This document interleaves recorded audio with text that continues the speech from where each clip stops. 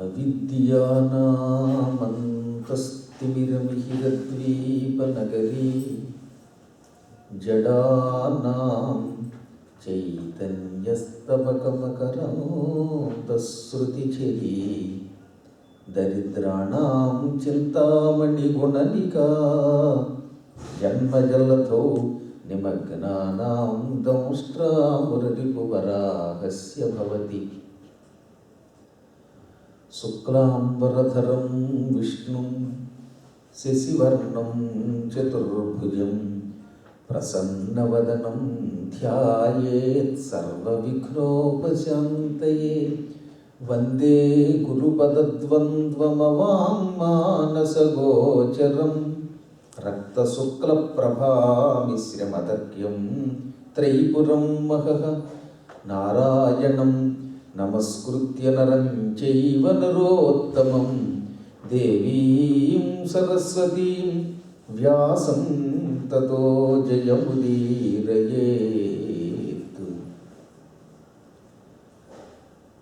జగద్ధాత్రీమహం దేవీం ఆరిరాధయిషు శుభాం స్తోష్యే ప్రణమ్య శిరసా బ్రహ్మయోనిం సరస్వతీ.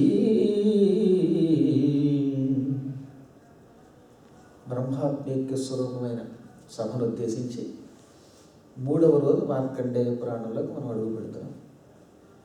మార్కండేయ పురాణం మాంగళ్య సంపాది అని చెప్పాం మనం. సకల మంగళాలని ప్రసాదిస్తుంది. శ్రవణ మాత్రం చేతే తరింపచేసే అపూర్వమైన పురాణం. ఎందుకంటే ఇందులో సద్గురుడు దత్తాత్రేయుడి చరిత్ర ఉంది కనుక, ఒక అవధూత చరిత్ర ఉన్నది కనుక.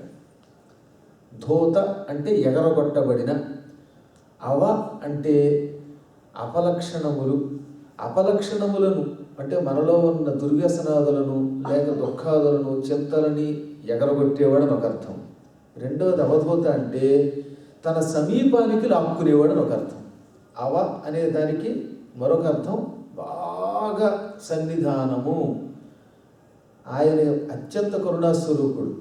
కొంచెం అర్థం చేసుకుని నువ్వే దిక్కు అని పాదాల మీద పడితే సర్వ శరణాగతి పొందితే అటువంటి వాడిని ఆ క్షణమే తన దగ్గరికి లాక్కుని వాడిలో ఉన్న ఏ దోషమైనా క్షమిస్తాడు కనుక ఆయన అవధూత అన్నారు. రాగము, ద్వేషము ఇటువంటి లక్షణాలన్నిటికీ అతీతుడు ఆయన. ఇంకో కుక్కలో చెప్పాలంటే సకల సంపదలు ఉంటాయి, అన్నీ ఇవ్వగలడు, తనకు మాత్రం సంపద్వ్యామోహం ఉండదు. దేహ భ్రాంతి లేకుండా చేస్తాడు. అటువంటి మహాత్ముడైన దత్తాత్రేయుడి చరిత్ర ఇందులో ఉండడం వల్లే మార్కండేయ పురాణం వింటే తక్షణమే శుభం కలుగుతుంది అని వేదవ్యాసుల వారు ఫలశ్రుతిలో ప్రత్యేకంగా చెప్పారు. మిగతా పురాణాలన్నిటికంటే దీనికి ఒక విశిష్ట స్థానం ఇచ్చారు. కేవలం మోక్షం కావాలంటే భాగవతం విను, ముందు ఇహం పరం రెండూ కూడా కావాలి అనుకుంటే అటువంటి వాళ్ళు మార్కండేయ పురాణం వినాలి అని స్వామివారు స్వయంగా చెప్పారు వేదవ్యాసుల వారు. మనందరికీ గురుడైన ఆయన మాట మనకి శిరోధారి. నిన్న మనం ప్రారంభించుకున్నాం. జంభుడనే రాక్షసుడి బాధ పడలేక ఇంద్రుడు తక్కిన దేవతలంతా కలిసి సహ్యపర్వత ప్రాంగణంలో ఉన్నటువంటి పరమ పూజ్యుడిని దత్తాత్రేయుడిని పట్టుకున్నారు. ఆయన ఎన్ని పరీక్షలు పెట్టినా ఆ పరీక్షలలో నెగ్గి ఇంద్రుడు నువ్వే దిక్కు అన్నాడు. అప్పుడు ఆయన నీకేం కావాలి అంటే పరమ భయంకరుడు, దుర్మార్గుడు, నీచుడు, అన్నిటికీ మించి వ్యసనపరాయణుడు, దేవతలంటే అసహ్యంతో వాళ్ళ యజ్ఞాలను పాడు చేస్తున్నవాడు జంభాసురుడు. వాడిని సంహరించమనగానే ఆయన మళ్ళీ ఆఖరిసారిగా కూడా పరీక్షించాడు. నేనేమో మద్యాసక్తుణ్ణి, అంగనారతుణ్ణి, ఈ వేదకర్మలకి వ్యతిరేకంగా ఉన్నవాడిని. అటువంటి నాకు మహామదంతో లోకాలని నాశనం చేసేవాళ్ళు, వరగర్వంతో విర్రవీగేవాళ్ళైన జంబుడి వంటి రాక్షసుల్ని చంపే శక్తి ఎక్కడుంది అంటే అప్పుడు దేవతలు నువ్వు ఆత్మవిద్య చేత మనస్సును ఎప్పుడూ పరిశుద్ధంగా ఉంచుకుంటావు, అగ్నిస్వరూపుడివి, సూర్యస్వరూపుడివి, పంచభూతాత్మకుడివి, నీకెక్కడ విధి నిషేధాలు బాగు తప్ప నీకు విధి నిషేధాలు లేవు, అన్నిటికీ అతీతుడివి, సర్వాంతర్యామివి, ఆది విష్ణువి, నీ పక్కన తిరుగుతున్న స్త్రీ ఆదిలక్ష్మి ఇందిర అనగానే ఆయన సంతోషించి ఇప్పటికి మీరు నన్ను గుర్తించారు అని విశ్వరూపంతో దర్శనమిచ్చాడు. లక్ష్మీయుక్తముగా. శ్రీ లేకపోతే ఆయన దుష్ట సంహారము చేయలేడు, భక్తులను అనుగ్రహించలేడు.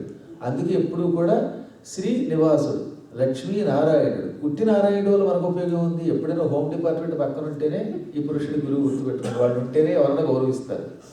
ఎప్పుడు మాతృమూర్తి, ఆ తర్వాతే పితృమూర్తి అన్నారు. ముందు తండ్రికి కాదు నమస్కారం. తల్లిదండ్రులు ఇద్దరూ ఒకేసారి ఉంటే తల్లికి నమస్కరించాక అప్పుడు తండ్రికి నమస్కరించాలి. చాలా గొప్ప అద్భుతమైన జ్ఞానం అండి పురాణాలు, వేదాలు. ఇప్పుడు ఇందాక వీళ్ళు ఉపనిషత్ పారాయణ చేస్తూ శ్రియాదేయం అన్నారు కదా. అంటే ధనవంతుడవై అప్పుడు ఇయ్యి. నువ్వే దరిద్రంతో బాధపడుతుంటే ఇంకేమిస్తావు? శ్రీయతో, శ్రియా అంటే లక్ష్మి చేత, దేయం ఇవ్వబడినది, ఇవ్వాలి. లక్ష్మితో ఇవ్వాలి అంటే నువ్వు బాగా కష్టపడి సంపాదించు, నీ డ్యూటీ నువ్వు చేయి, నువ్వు ఉద్యోగం బాగా చేయి, అమెరికా పెడతావు, శానోజే పెడతావు, ఉద్యోగులు బాగా సంపాదిస్తే నీ దగ్గర $1,00,000 ఉంటే పక్కవాడికి కలిసి $1 ఇస్తావు. నీ దగ్గర ఏమీ లేకుండా రోడ్డు మీద పడుకుని యాచకుడు అయితే ఇంకేతరులకు ఏమి ఇస్తావు? అంచేత ముందు నువ్వు ఐశ్వర్యవంతుడివి కా అని మన శాస్త్రం చెబుతున్నది. అడవిలో ముక్కు మూసుకుని తపస్సు చేయి సంపాదించగానే ఎప్పుడు చెప్పరా. అన్ని సంపదలు ఉండి కూడా భోగలాలసుడు కాకుండా ఉండాలి. మరి మిథిలానగర చక్రవర్తికి ఉన్న సంపద ఎవరికి ఉంది? ఇన్ని సంపదలున్నా వాటి మీద వ్యామోహము లేనివాడు కనుక ఆయన్ని విదేవుడు, దేహభ్రాంతి లేనివాడు అని పేరున్నమాట. కొంచెం కష్టమే సుఖాల మధ్యలో ఉండి సుఖాల మీద వ్యామోహం లేకుండా ఉండడం. అది పెద్ద కష్టం కూడా కాదు. ఎలాగా అంటే ఏమీ తిండి లేని రోజుల్లో మనకి వెర్రి ఆకలి ఇస్తుంది. అందుకే దరిద్రుడికి ఆకలి ఎక్కువ అని పేరు. కానీ అన్ని పిండి వంటలు ఎదురుకుండానే రోజు ఉన్నాయనుకోండి, ఇంక నీకు ఎక్కువ వ్యామోహం ఉండదు. ఆకలి కోసం తింటావు కానీ వ్యామోహంతో తినవు. బాగా మిరపకాయ బజ్జీలు ఇష్టమని ఒక కుర్రాడు తెగ తిరిగేవాడు నా దగ్గరకు. ఒక స్టూడెంట్, వాడికి ఇంక విసిగెత్తిపోయిన రోజు మిరపకాయ బజ్జీల కోసం బదారికి పోతున్నాడు. వేదం చదువుకోవటం లేదు, పురాణం చదువుకోవటం లేదని ఓ రోజు ఏం చేశాడు, వాడికి ఒక వారం రోజుల పాటు రోజు 100 మిరపకాయ బజ్జీలు అక్కడ పెట్టి తినరాని వాడిని 100 పెడితే ఏం తింటాడు వాడు? 100 ఒకటి తిరిగి ఆ తర్వాత ఎంతాను వదిలేసేవాడు. ఇంకా ఈ 7 రోజుల్లో వాడికి విరక్తి కలిగింది. అప్పుడు అర్థమైంది వాడికి ఎక్కువ అయిపోతే దాని మీద వ్యామోహం తగ్గుతుంది. అందుకని ఎప్పుడు కూడా భగవంతుడు మోక్షం ఇవ్వడానికి ముందు తనని సేవించే వాళ్ళకి విపరీతంగా సంపదలు ఇస్తాడు. ఈ సంపదలకి వీడి మొహం మొత్తుతుంది అనమాట. ఇక విరక్తి కలుగుతుంది. ఒక స్థాయి దాటితే సంపదలు సుఖమే కోసమా? సంపదలు ఎంత ఉండాలో అంతే ఉంటే తప్ప దాని మీద వ్యామోహం పెట్టుకుని అదే లోకంగా బతికి అదే సంపాదిస్తే ఇంక విసిగెత్తి మనశ్శాంతి కోసం అన్నీ విడిచి అప్పుడు హిమాలయాలకు పోయేవారు పూర్వం. అది రహస్యం అన్నమాట. కాబట్టి విపరీత సంపదలు ఎప్పుడూ సుఖం కాదు. కొంతమంది పైకి ఏమీ నాకు వద్దంటాడు కానీ లోపలంతా భ్రాంతి. తీర్థయాత్రలకు వెళితే ప్రతిగ్రహణం దోషము అని ఇతరులకి సమాధానం చెప్పాడు ఒక ఆయన. కానీ ఎప్పుడు తీర్థయాత్రకు వెళ్ళా వాడు ఏమిస్తాడా అని ఎదురు చూసేవాడు ఆయన. కవరివ్వగానే దాని మీదే వ్యామోహం మహాభయంకరం. ఇటువంటి వాటి నుంచి బయటపడాలి. వ్యామోహం ఉండకూడదు అండాల శాస్త్రం. అదే లోకముగా బ్రతకంటోంది. అందుకని నీవు సంపాదించు, దాన్ని వెర్రి వ్యామోహంతో పోయేయకు. నీవు ఐశ్వర్యవంతుడు అయితే ఎంతో కొంత ఇస్తావు. సంపద ఉండి కూడా సంపదలలో మునిగి తేలి అదే లోకముగా బ్రతకకుండా ఉండడమే జ్ఞానం అంటే. అందుకని శ్రీయాదేయం. అది కూడా ఇచ్చేటప్పుడు హిరియా సిగ్గుపడుతూ, ఏమంటే ఎంతకంటే ఇవ్వలేకపోతున్నానండి అనేవారు పూర్వం. గుర్తుందా మీకు? 3 అడుగులు దానం చేసిన బలిచక్రవర్తిని అక్కడే చిన్న పొరపాటు అయిన అన్నీ ఇచ్చి దాత పెంపు సొంపు తలపవలది అన్నాడు. ఆ మాట అనకుండా ఇంకొక మాట ఉంటే ఈయనకి ఆ పాశబంధం కూడా ఉండదట. మహాత్ముడు బలిచక్రవర్తి, కానీ ఆయన తాళ్లతో కట్టాడు వామనుడు. ఎందుకు కట్టాడు అని కొందరికి అనుమానం. ఎప్పుడు దాత అయ్యా మీకు ఇది ఇస్తున్నానండి, ఈ తృణమే ఇస్తున్నానండి, ఎందుకంటే ఇవ్వలేకపోతున్నాను అనాలి. అంతేగాని నా గొప్పతనం తెలుసుకోకుండా గొడుగో దన్నిదు అంటావా? భూమి కావాలా, స్త్రీలు కావాలా, భూఖండం కావాలా, మొత్తం కపిలాలని కాలిఫోర్నియా రాసిచ్చేయమంటావా అని అడిగాడు. అందుకని ఆ చిన్న అహంకారానికి బంధం వచ్చింది. అందుకని ఉపనిషత్తు హ్రియాదేయం అంటుంది. శ్రద్ధయాదేయం. ఇచ్చేది కూడా శ్రద్ధగా. అలా విసిరేస్తారు కొంతమంది. పళ్ళెల్లో కూడా ఢామని వారేయడమే, ఏదో ముష్టివాడికి విసిరినట్టుగా. అలా కాకుండా శ్రద్ధగా చేతిలో పెడతాం అనమాట. వినయంగా పెడతారు. ఇప్పుడు వీళ్ళు చూపించారే మార్గం అదనమాట. శ్రద్ధగా ఇవ్వడం అంటే. రెండోది, కొంతమంది అనుమానంతో శ్రద్ధయ అన్నారు, అశ్రద్ధయ అధేయం అంటారంటే అక్కడ అర్థం అశ్రద్ధయ అధేయం అంటే అశ్రద్ధగా ఇవ్వకు. శ్రద్ధగా ఇమ్ము. మొదటి శ్రద్ధయా దేయం, రెండవది అశ్రద్ధయ అదేయం అన్నమాట. విడదీయాలి సవర్ణ దీర్ఘ సంధి. ఎంత గొప్పది! అప్పుడు మాత్రమే పరమాత్ముడు లక్ష్మీ యుక్తుడై మనకి దర్శనమిస్తాడు. అందుకని ఇప్పుడు జంభాసుర వధ కోసం వచ్చిన దేవేంద్రాదులకు లక్ష్మీ సమేతంగా స్వామి దర్శనమిచ్చి, ఇప్పుడు నా రూపాన్ని మీరు కనిపెట్టారు, మీకు తగిన వరములు ఇస్తాను, మీకు కావలసిందల్లా జంభుడిని చంపడం, అంతే కదా, నువ్వు వాడిని ఇక్కడికి తీసుకురా ఇంద్ర, వాడు అంతా చూస్తానన్నట్ట. వెంటనే ఇంద్రుడు కళ్ళు తిరిగి కింద పడిపోయాడు. అదేమిటి నేను అలా పడ్డామంటే, మరి లేకపోతే ఏమిటి స్వామి వేళకోళం పడుతున్నావా నాతో? వాడిని ఇక్కడికి తీసుకొచ్చే శక్తి ఉంటే నేనే వాడిని చంపేవాడిని కదా, వాడిని చూస్తేనే ప్రాణం హడలెత్తిపోతుంది, గిజగిజలాడిపోతున్నాం, భయపడిపోతున్నాం. వాడు మహాపరాక్రమవంతుడు, వాడు మామూలు క్రూరుడు కాదు. చిత్రవధ చేయటంలో వాడంత గొప్పవాడు, చిత్రవధ ప్రౌఢిమ చూపిస్తాట వాడు. అటువంటి వాడి దగ్గరికి వెళ్ళి దత్తాత్రేయుడు వారు పిలుస్తున్నారు, నిన్ను చంపుతారట, రా అంటే వస్తాడా? మమ్మల్ని చంపుతాడు. నేను వాడి దగ్గరికి వెళ్ళలేనంటే, ఇంద్ర కొంచెం జాగ్రత్తగా విను, వాడిని ఇక్కడికి తీసుకురావడానికి నీ అనేక రకాలైన శక్తులన్నీ ఉపయోగించు. ముందు వాడి దగ్గరికి వెళ్ళు, కవ్వించి యుద్ధానికి రమ్మను. వాడు నీ వెంట పడ్డాడు అనుకో, పడగానే నీకు బాగా అలవాటైన పని ఒకటి ఉంది, 1 2 3 రన్ అని పరిగెత్తు. వాడు నేను తరువు ఇక్కడికి వస్తాడు, నువ్వు నా దగ్గరికి వచ్చి నేను వాడి సంగతి చూస్తానన్నట. ఇది బాగుందండి. వెన్ను చూపించి పరిగెత్తమన్న ఆ ఒక్క మాత్రం ఆయనకి చాలా నచ్చింది. వెంటనే పరుగున దేవతలను వెంట పెట్టుకుని, ఓరి జంభాసుర, నీకు పౌరుషం ఉంటే యుద్ధానికి రా అన్నాడు. దాంతో వాడు దేవతల వెంట పడ్డాడు రాక్షస సైన్యంతో. దేవతలు వాడు 4 బాణాలు కొట్టేసరికి పరిగెత్తి పారిపోయి వచ్చేసారట, కంగారు పడిపోయి. వాడి పరాక్రమం కాస్త పుస్తా కదండి, అమృతం తాగిన దేవతలను కూడా గాయపరచగలిగే శక్తి వాడికి ఇచ్చాడు బ్రహ్మ. అందుకే ఆ కోల్తలకి ఓహటించలేక తట్టుకోలేక పరుగులు వచ్చేసారు దేవతలు. రావడంతో దత్తాత్రేయుడు వెనకాతలు తప్పుకున్నారు. వాడు వచ్చాడు, జంభాసురుడు తన సైన్యంతో పాటు దత్తాత్రేయుడి దగ్గరికి. ముందు ఈ దత్తుడిని చంపి ఆ తర్వాత వెనుక ఉన్న దేవతల్ని చంపుతానంటూ మేసం మేలేస్తూ అక్కడికి వచ్చాట. వాడి దృష్టిలో ఎవడో శ్మశానంలో తిరిగి ఒక బెచ్చగాడు అనుకున్నాడు పాపం. అవధూత గారు కదా ఆయన, చిరిగిపోయిన గొడ్డంతో గోచి గొడ్డ మొక్క, అది కూడా ఏమీ లేదు, ఎంతో బూడిద పూసుకుని ఉన్నాడు, శ్మశానంలో ఉన్నాడు. కానీ పక్కన మాత్రం ఒక అపూర్వ లావణ్యవతి కనపడింది. ఈ ముష్టివాడిని చంపి ఆ తరువాత దేవతలను చంపుదామని ముందుకు దూకిన జంభుడికి భిక్షుకుడాకారంలో ఉన్న స్వామివారి పక్కన ఉన్న సుందరి కనపడగానే వాడు అన్నీ మర్చిపోయి, ఓయ్ బాబు ఏమి అపూర్వ లావణ్యం, ఏమి సౌందర్యం, ఈ ఆడవాళ్ళకి ఏమైనా బుర్ర ఉండదా ఏమిటి? నాలాంటి సౌందర్యవంతులు ఐశ్వర్యవంతులు ఉండగా చూస్తూ ముష్టివాడిని ఎలా కట్టుకున్నారు? ఈ ప్రేమ అందుకే గుడ్డిది అనుకున్నాడు బాబువాడు. చాలా చోట్ల ఇలాగే ఉంటుంది, ఇప్పటికి కూడా కలియుగంలో కూడా. ఆయనంటే అవధూత పక్కన పెట్టండి, ఎందుకు పనికిరాకుండా తన దగ్గరకు వచ్చేటటువంటి వాహనాల్లో పెట్రోల్ దొంగిలించే ముగ్గురే ఒక మెకానిక్ ఉన్నాడు, ఆటో మెకానిక్ మా ఊళ్ళో. ఎంఎస్సి చదువుకున్న అమ్మాయి వెళ్ళి వాడిని పెళ్లి చేసుకుంది. ఏం చెబుతాం కర్మయోగం కాకపోతే? వాడు చూస్తే సాయంత్రం అయ్యేసరికల్లా ఈ పెట్రోల్ అమ్మి ఆడముతో తాగి చిత కొట్టేవాడు. చివరికి కనుపోయింది అమ్మాయి. నేను చెప్పాను, జాతకం ఇచ్చా, నీకు దరిద్రం పట్టుకుంది, జాగ్రత్త తల్లో అన్న, మిమ్మల్ని అడగకుండా పెళ్లి చేసుకోనంది అంది. వాడు కనపడగానే అన్నీ మర్చిపోయి వెళ్ళిపోయింది. ఇదన్నమాట పూర్వజన్మ కర్మయోగం అంటే. ఈ దరిద్రపు యోగాలు కొన్ని లలాట లిఖిత రేఖ అంటారు, దాన్ని ఎవ్వరూ మార్చలేరు. లలాట లిఖిత రేఖ పరిమార్ష్టం నశక్యతే. అన్ని భగవంతుడు శుభలక్షణాలు ఇస్తే మన కర్మయోగం వల్ల వాటిని భ్రష్టత్వం పొందించుకోవడం అంటే ఇది. కానీ జంభాసురుడు ఆ ఊహతో అన్నా, వాడు అజ్ఞానంలో పడన్నా ఒకందుకు ఒక గొప్ప మాట అన్నాడు. ఐశ్వర్యం లేనివాడు అనగా ప్రభుత్వం ఉండి కూడా దాన్ని విడిచిపెట్టినవాడు అవధూత అంటే.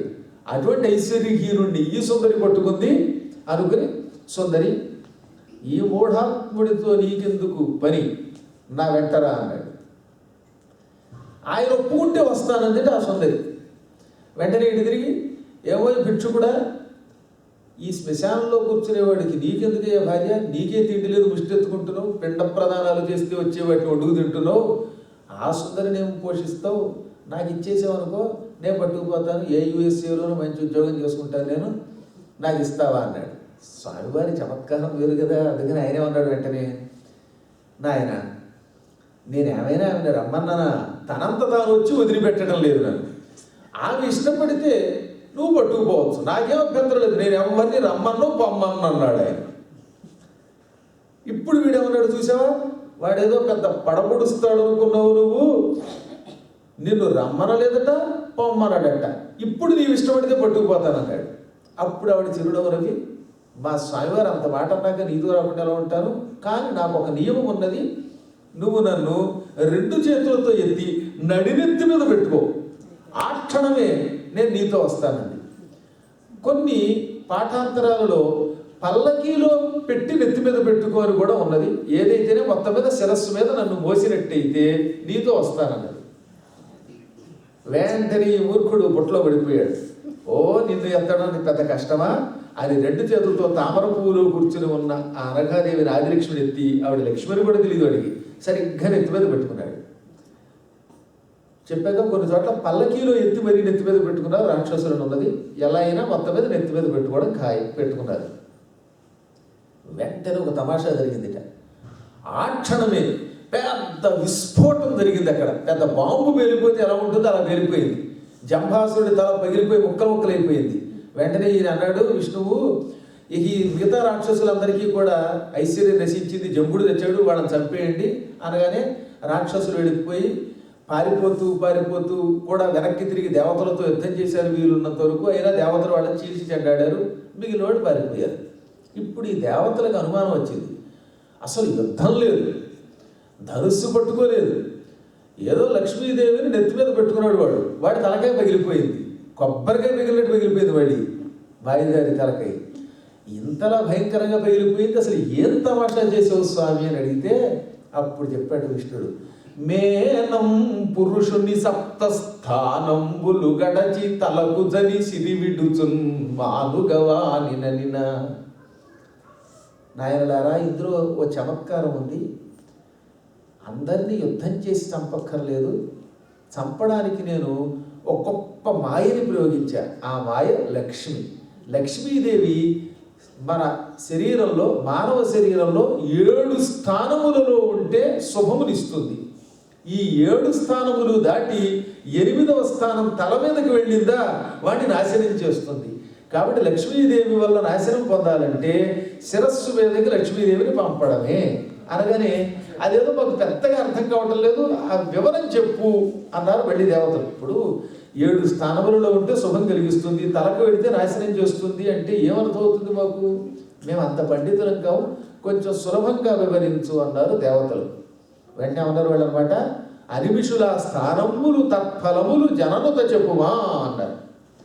అప్పుడు ఆయన చెప్పాడు, లక్ష్మీదేవి మన శరీరంలో 7 స్థానములలో ఉండుగాక అని ఒకప్పుడు నేను శాసించాను. అందువల్ల నా శాసనం ప్రకారం లక్ష్మీదేవి ఈ భూలోకంలో జన్మించిన ప్రతి స్త్రీ పురుషుల శరీరాలలోనూ కూడా, వాళ్ళు రాక్షసులైనా దేవతలైనా మొత్తం మీద ఎవరైనా వారి శరీరములలో 7 స్థానములలో ఉండడానికి ఒప్పుకున్నది. అందులో మొట్టమొదటిది పదములు. పురుషుని పదముల పొంది ఇందిర శుభమందిర స్థితి. మన పాదాలలోకి లక్ష్మీదేవి వస్తే అప్పటి నుంచి మనకి గృహయోగం కలుగుతుంది. అందువల్ల లక్ష్మీదేవి మన పాదాలను పట్టుకుందంటే వెంటనే ఎక్కడున్నా సరే అడవిలో పారేసిన సొంతిల్లు వస్తుంది. మీరు చూసారు లేదా, అరణ్యాల్లో కూడా మంచి ఆశ్రమాలు కట్టుకుని సుఖంగా ఉన్నవాళ్ళు ఉన్నారు. లక్ష్మీదేవి పాదాలలో లేకపోతే ఎంత సంపాదించినా, ఇండియాలో ఉన్నా శానోజేలో ఉన్నా వాడు ఎప్పుడు రెంటెడ్ హౌస్ వాడు బతుకంతే, ఇతరుల మీదే ఆధారపడతాడు. కాబట్టి పాదములలో లక్ష్మి ఉంటే వెంటనే గృహయోగం వస్తుంది. దీనికి ఇంకొక చమత్కారం చెప్పాలి. ఇక్కడ పాదాలలోకి లక్ష్మి రావాలంటే ఏం చేయాలి? స్త్రీలు తరచుగా పసుపు పూసుకోవాలి. మగవాళ్ళు వీలున్నంత వరకు మూత్ర విసర్జనకు వెళ్ళి రాగానే, మరీ ఏ విమానంలోనూ ఉంటేనో, ఇంకో చోట భయంకరమైన హిమాలయ పర్వతాల వంటి చలి ప్రాంతంలో నీళ్లలో గాళ్ళు పెడితే ప్రాణమే పోతుందన్నంత చల్లగా ఉంటేనో తప్ప తక్కిన వేటలో వెంటనే పాదం ప్రక్షాళన చేసుకోవాలి. భోజనం చేసినప్పుడు, ఆలయాలకు వెళ్ళినప్పుడు, శనికి తైలంతో అభిషేకం చేసినప్పుడు, ఈ మూత్ర విసర్జనాదులకు వెళ్ళినప్పుడు పాద ప్రక్షాళన చేసుకుని అప్పుడు వాడి ఇంట్లోకి వస్తే లక్ష్మీదేవి పాదాల్లోకి వస్తుంది. తల్లిదండ్రులకి రోజు పాదాలకు నమస్కరిస్తే అటువంటి వాళ్ళ పాదాల్లోకి లక్ష్మీదేవి చేరుతుంది. పురాణములకు తప్పక వెడితే వీలున్నంత వరకు కథాశ్రవణం చెయ్యాలి. కథాశ్రవణ కుతూహలాయత్త చిత్తులు అనగా ఎప్పుడు సాయంత్రం అవుతుంది లేక ఎప్పుడు పగలవుతుంది, మహాపురాణాదులు శ్రద్ధతో విందాం అని ఆ పురాణాలకు నడిచి వస్తారు చూసారా, అటువంటి వాడికి నడిచి వస్తారంటే నేను చెప్పేది ఇంటి దగ్గర నుంచి ఇక్కడ దాకా నడిచిన మరి కాదు, అక్కడి నుంచి ఇక్కడికి, అక్కడి నుంచి ఇక్కడికి కూడా నడిచి రాకుండా తోపుడు బళ్ళల్లో వస్తే మాత్రం పాదాల్లోకి లక్ష్మి రాదు. సహజంగా లోపలికి తోపుడు బళ్ళ మీద రారనుకోండి, మీకు గ్యారంటీగా అందుకే మీ పాదాల్లోకి లక్ష్మి వస్తుంది. మీకు సొంత ఓన్ హౌస్ గ్యారంటీ, మీరందరూ ఓనర్స్ అనమాట. లేనివాడు వానర్స్. వానరానికి తేడా ఏంటంటే లక్ష్మీదేవి పాదాల్లో ఉంటే వాడు వానర్ అవుతాడు, లేకపోతే వానరం అవుతాడు. ఇప్పుడు పాదాలలోకి లక్ష్మి రావడానికి ఈ మార్గములు చెయ్యవలను. ఇంకొక సులభమైన మార్గం కూడా చెప్పారు. తరచుగా ఆలయాలలో 108 ప్రదక్షిణ చేస్తారు చూసారా, వారి పాదాలలో కూడా లక్ష్మీదేవి చేరుతుంది. భార్యాభర్తలు ఇద్దరూ భక్తి శ్రద్ధలతో సప్తపది అనే పేరుతో అగ్నికి ప్రదక్షిణ చేసినప్పుడు కూడా లక్ష్మీదేవి పాదాలలోకి చేరుతుంది. అప్పుడు నమ్మకంతో చెయ్యాలి. అది కూడా ఏదో పురోహితుడు చేస్తున్నాడు రా అని అవిశ్వాసంతో గతిరేక చేస్తే మాత్రం లక్ష్మి కారదు. అరుంధతి నక్షత్ర దర్శనం కోసం అడుగు తీసి అడుగు వేస్తే అప్పుడు కూడా పాదాలలోకి లక్ష్మీదేవి చేరుతుంది. ఇవన్నీ సూక్ష్మ రహస్యాలు అన్నమాట, ధర్మ సూక్ష్మాలు అంటారు వీటిని. ఇంకో రహస్యం చెప్పిన, ఎవరికైనా ఉపకారం చేయడానికి మనం పరిగెడితే, ఇప్పుడు ఉదాహరణకి ఏ గురువులకు పాదరక్షలు తీసుకురావడానికి మనం నడిచేయడం, ఈ గురువుల పాదరక్షలు తీసుకురావడానికి మనం నడిచిన ప్రతి అడుగు కూడా అశ్వమేధయాగ ఫలితం ఇస్తుంది. అప్పుడు మన పాదాల్లోకి లక్ష్మి వస్తుంది. అందుకే పూర్వం ఇళ్ళకి ఎవరైనా పెద్దలు వస్తే వీళ్ళే బయటకు వచ్చి ఆ పాదుకలు అందుకు లోపల పెట్టి అప్పుడు వీళ్ళ కాళ్ళు కడిగి ఆ నీళ్లు నెత్తిలో చల్లుకునేవారు. అలా చల్లుకోగానే వాళ్ళ పాదాల్లోకి లక్ష్మి చేరుతుంది. ఇంకొకటి కూడా, ఆడవాళ్ళు తప్పక పాదాలకు నూపురాలు పెట్టుకోవాలి. ఈ నూపురాలు అంటే పట్టీలు అంటాం కదా, వాటిని అనమాట పట్టాలు పెట్టుకుని తీరాలి. అవి వెండైనా బంగారమైనా మనకు వస్తాయి. బంగారం పనికిరాదని చెప్పిన మాట ఉంటే అబద్ధం. బంగారం ఉంటే లక్ష్మి ఉంటుంది. ఎందుకంటే ఈ మాట భయపడిపోయి మగవాడు వద్దన్నారు. ఇప్పుడు ఇంటికి వెళ్ళగానే బంగారం పట్టాలు చేయించాడు బాబోయ్ అంటే వీడు ఏమైపోతాడు, ఏదో మీలాంటి ఐశ్వర్యవంతులంటే చేయిస్తారు అనుకోండి, సామాన్యులు ఎందుకు ఎదగదలు అడిపోతాడు. అందుకని ఎందుకు వచ్చిందని వెండి పట్టాలు రోల్డ్ గోల్డ్ తప్ప గోల్డ్ వద్దన్నారు. అంతే తప్ప అది నిషిద్ధం ఏమి కాదు, శాస్త్ర నిషిద్ధం కాదు, అవి భ్రమ. ఇప్పుడు మాత్రం మీరు ఇది విని వెంటనే ఇంటికి వెళ్ళి వాళ్ళని వీడించారంటే ఇక నా పురాణం వినడానికి వచ్చేవాడు పరిస్థితి ఇబ్బంది వస్తుంది. అందువల్ల అవకాశం ఉన్నంత వరకు మాత్రమే ధరించమన్నారు. నిరవకాశులకి అంటే ఐశ్వర్యం అంతగా లేకపోతే దాని గురించి పట్టించుకోగలరు. ఈ పాదాలకి పట్టాలు ధరిస్తే కూడా లక్ష్మీదేవి ఆ పాదాల్లో చేరుతుంది. ఇక రెండోది ఏంటి, నడుముకి చేరితే కటిమండలమున నుండి మాణిక్య వస్త్రభూషోన్నతి. నడుము దగ్గర లక్ష్మీదేవి చేరితే మంచి వస్త్రాలు లభిస్తాయి వాళ్ళకి, దాంతోపాటు ఆభరణాలు కూడా లభిస్తాయి. మనకి బాగా గోల్డెన్ జ్యువెలరీస్ అవన్నీ వస్తున్నాయంటే, దాంతోపాటు మంచి మంచి అంచుపంచులు, ప్యాంట్లు ఇవన్నీ వేసుకోగలుగుతున్నామంటే లక్ష్మీదేవి మనకి ఈ కటిమండలంలో అంటే నడుము స్థానంలో చేరింది అని అర్థం అనమాట. దీనికి మనం చేయవలసింది ఏమిటంటే సూర్య నమస్కారం, సాష్టాంగ నమస్కారాలు చేయాలి. గుళ్ళోకి వెళ్ళినప్పుడు మగవాళ్ళు పూర్తిగా సాష్టాంగ నమస్కారం చేస్తే అప్పుడు నడుము ప్రాంతంలోకి లక్ష్మి చేరుతుంది. స్త్రీలు మోకాళ్ళ మీద వంగి మాత్రమే నమస్కరించాలి, వక్షస్థలం నేలకి తగిలించకూడదు కనుక. అలా తగిలిస్తే మళ్ళీ దోషం. ఈ నమస్కారాదుల వల్ల, అలాగే ఈ ఉపన్యాసాలకు వచ్చినప్పుడు కూడా ఒక్కసారి వినయంగా వంగి నమస్కరించిన, తరచుగా సూర్య భగవానుడికి సాష్టాంగపడి సూర్య నమస్కారాలు చేసిన, సంధ్యావందన కార్యక్రమం చేసిన, ఇటువంటి వాటి వల్ల నడుము ప్రాంతంలోకి లక్ష్మీదేవి చేరుతుంది. ఇక తరువాతది క్రోడాంగమున అంటే వక్షస్థలం మధ్య భాగానికి క్రోడాంగము అని పేరు.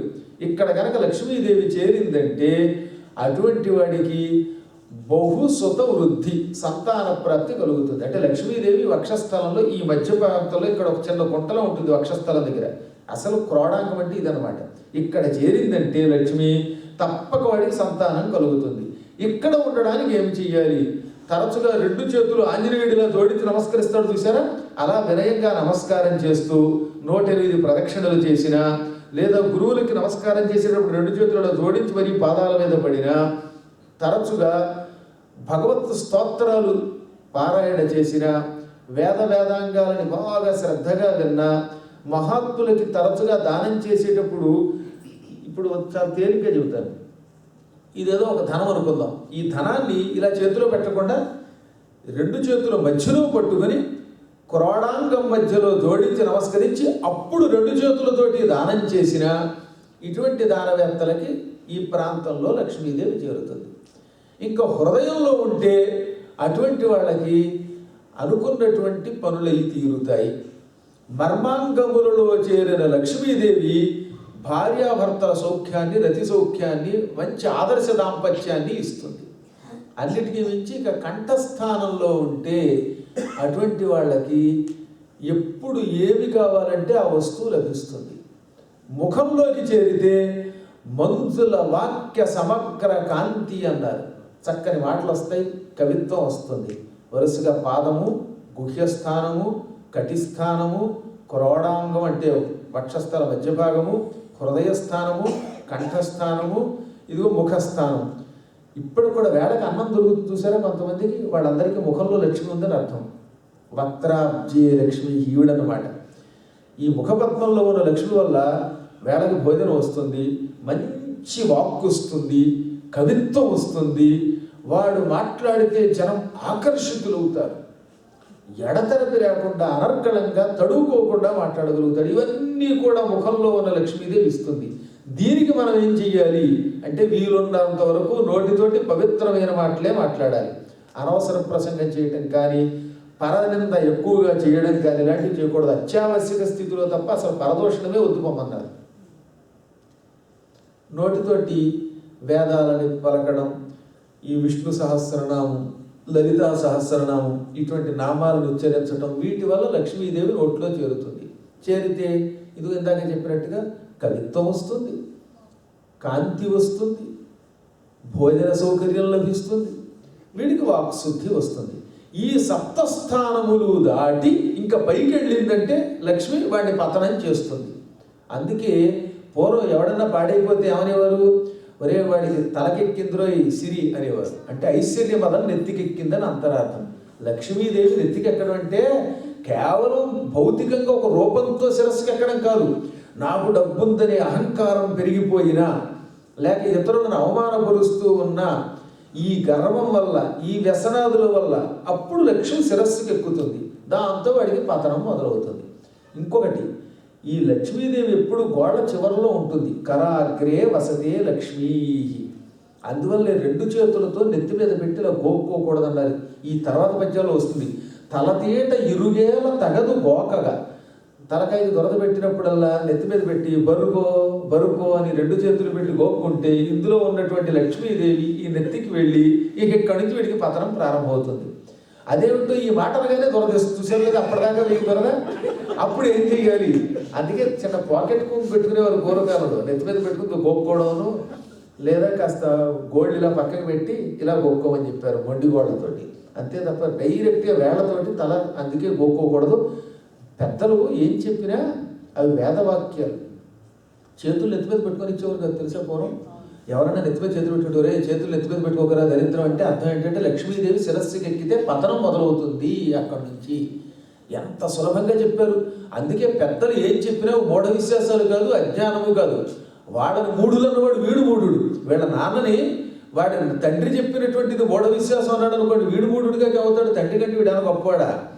కాకపోతే నువ్వు ఇంకో 4 సార్లు కంప్యూటర్ టిక్ టిక్ అని యాపిల్ ఐప్యాడ్లు నువ్వు యూజ్ చేస్తున్నావు, ఆయన యూజ్ చేయలే.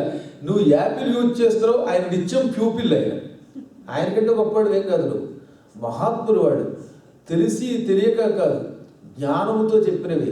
చదువున్నా రాకపోయినా పల్లెటూళ్ళల్లో వాళ్ళు కూడా సకల శాస్త్రాలని ప్రవర్తన ద్వారా, వాళ్ళ అభ్యాసాల ద్వారా, కర్మాచరణం ద్వారా, అంటే రోజు ఆచరించడం ద్వారా చూపించారు వాళ్ళు మహాత్ములు. అందుకే వాళ్ళని మనం గౌరవించాలి. ఇప్పుడు ఎందుకు చెప్తామంటే, నాయనలారా, తల మీదకి పెడితే లక్ష్మి పతనావస్థకి తీసుకెడుతుంది.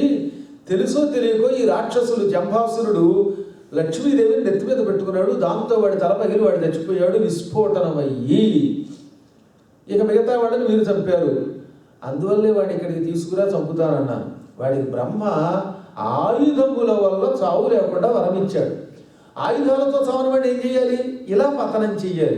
అందుకని వాడిని ఇక్కడికి తోలుకురమ్మన్నాను. మీరు తోలుకొచ్చారు, వాడు తెచ్చాడు. ఇక మీరు జాగ్రత్తగా ఉండండి అనగానే అప్పుడు దేవతలు ఆ మహాత్ముడికి నమస్కరించి ఆ రోజు నుంచి దత్తాత్రేయ జయంతి నాడు ఆయన్ని పూజించడం మొదలుపెట్టారు. ఆ తర్వాత కాలంలో కృతయుగంలో మహానుభావుడు కార్తవీర్యుడు అనేటటువంటి రాజుగారు కూడా ఈ దత్తాత్రేయుడికి శిష్యుడయ్యాడు. పూర్వం శ్రీ మహావిష్ణువుకి లక్ష్మీదేవి వల్ల గుర్రం రూపంలో ఉండగా, అది పెద్ద కథ అంతా చెప్పను కానీ, ఒకప్పుడు లక్ష్మీదేవిని విష్ణువు గుర్రం అయిపోని చెప్పించాడు కోపంతో. దాంతో ఆవిడ ఆడగుర్రం అయ్యింది. నాకు శాప విముక్తి ఏమిటి అంటే, నా వల్ల నీకు సంతానం కలిగితే శాప విముక్తి అన్నాడు. అందువల్ల ఆవిడికి సంతానం కలిగితే కానీ గుర్రం రూపం నుంచి విముక్తి రాదు కనుక ఈయన కూడా మగ గుర్రం రూపంలో వెళ్ళాడు. కురుక్షేత్ర ప్రాంగణంలో ఆడగుర్రం రూపంలో ఉన్న లక్ష్మీదేవికి, మగ గుర్రం రూపంలో ఉన్న విష్ణువుకి పుట్టిన కొడుకు ఒకడున్నాడు. హయమునకు పుట్టాడు కనుక హయహయుడు హైహయుడు అన్నారు ఆయన. అతనికి ఏకవీరుడు అని పేరు. ఆ ఏకవీరుడి భార్య ఏకావళి. వాళ్ళిద్దరికీ ఒక కొడుకు పుట్టాడు.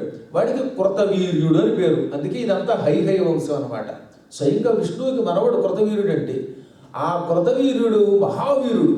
వాడి పరిపాలనలో ఎక్కడ దొంగలు లేరు, నీచులు లేరు, పాపాత్ములు లేరు. ధర్మం 4 పాదాల నడిచింది. అతని కాలంలో పరిపాలన అంటే నిజమైనది ఇది, రాజపరిపాలన అంటే అని జనాలు పొగిడేవారట.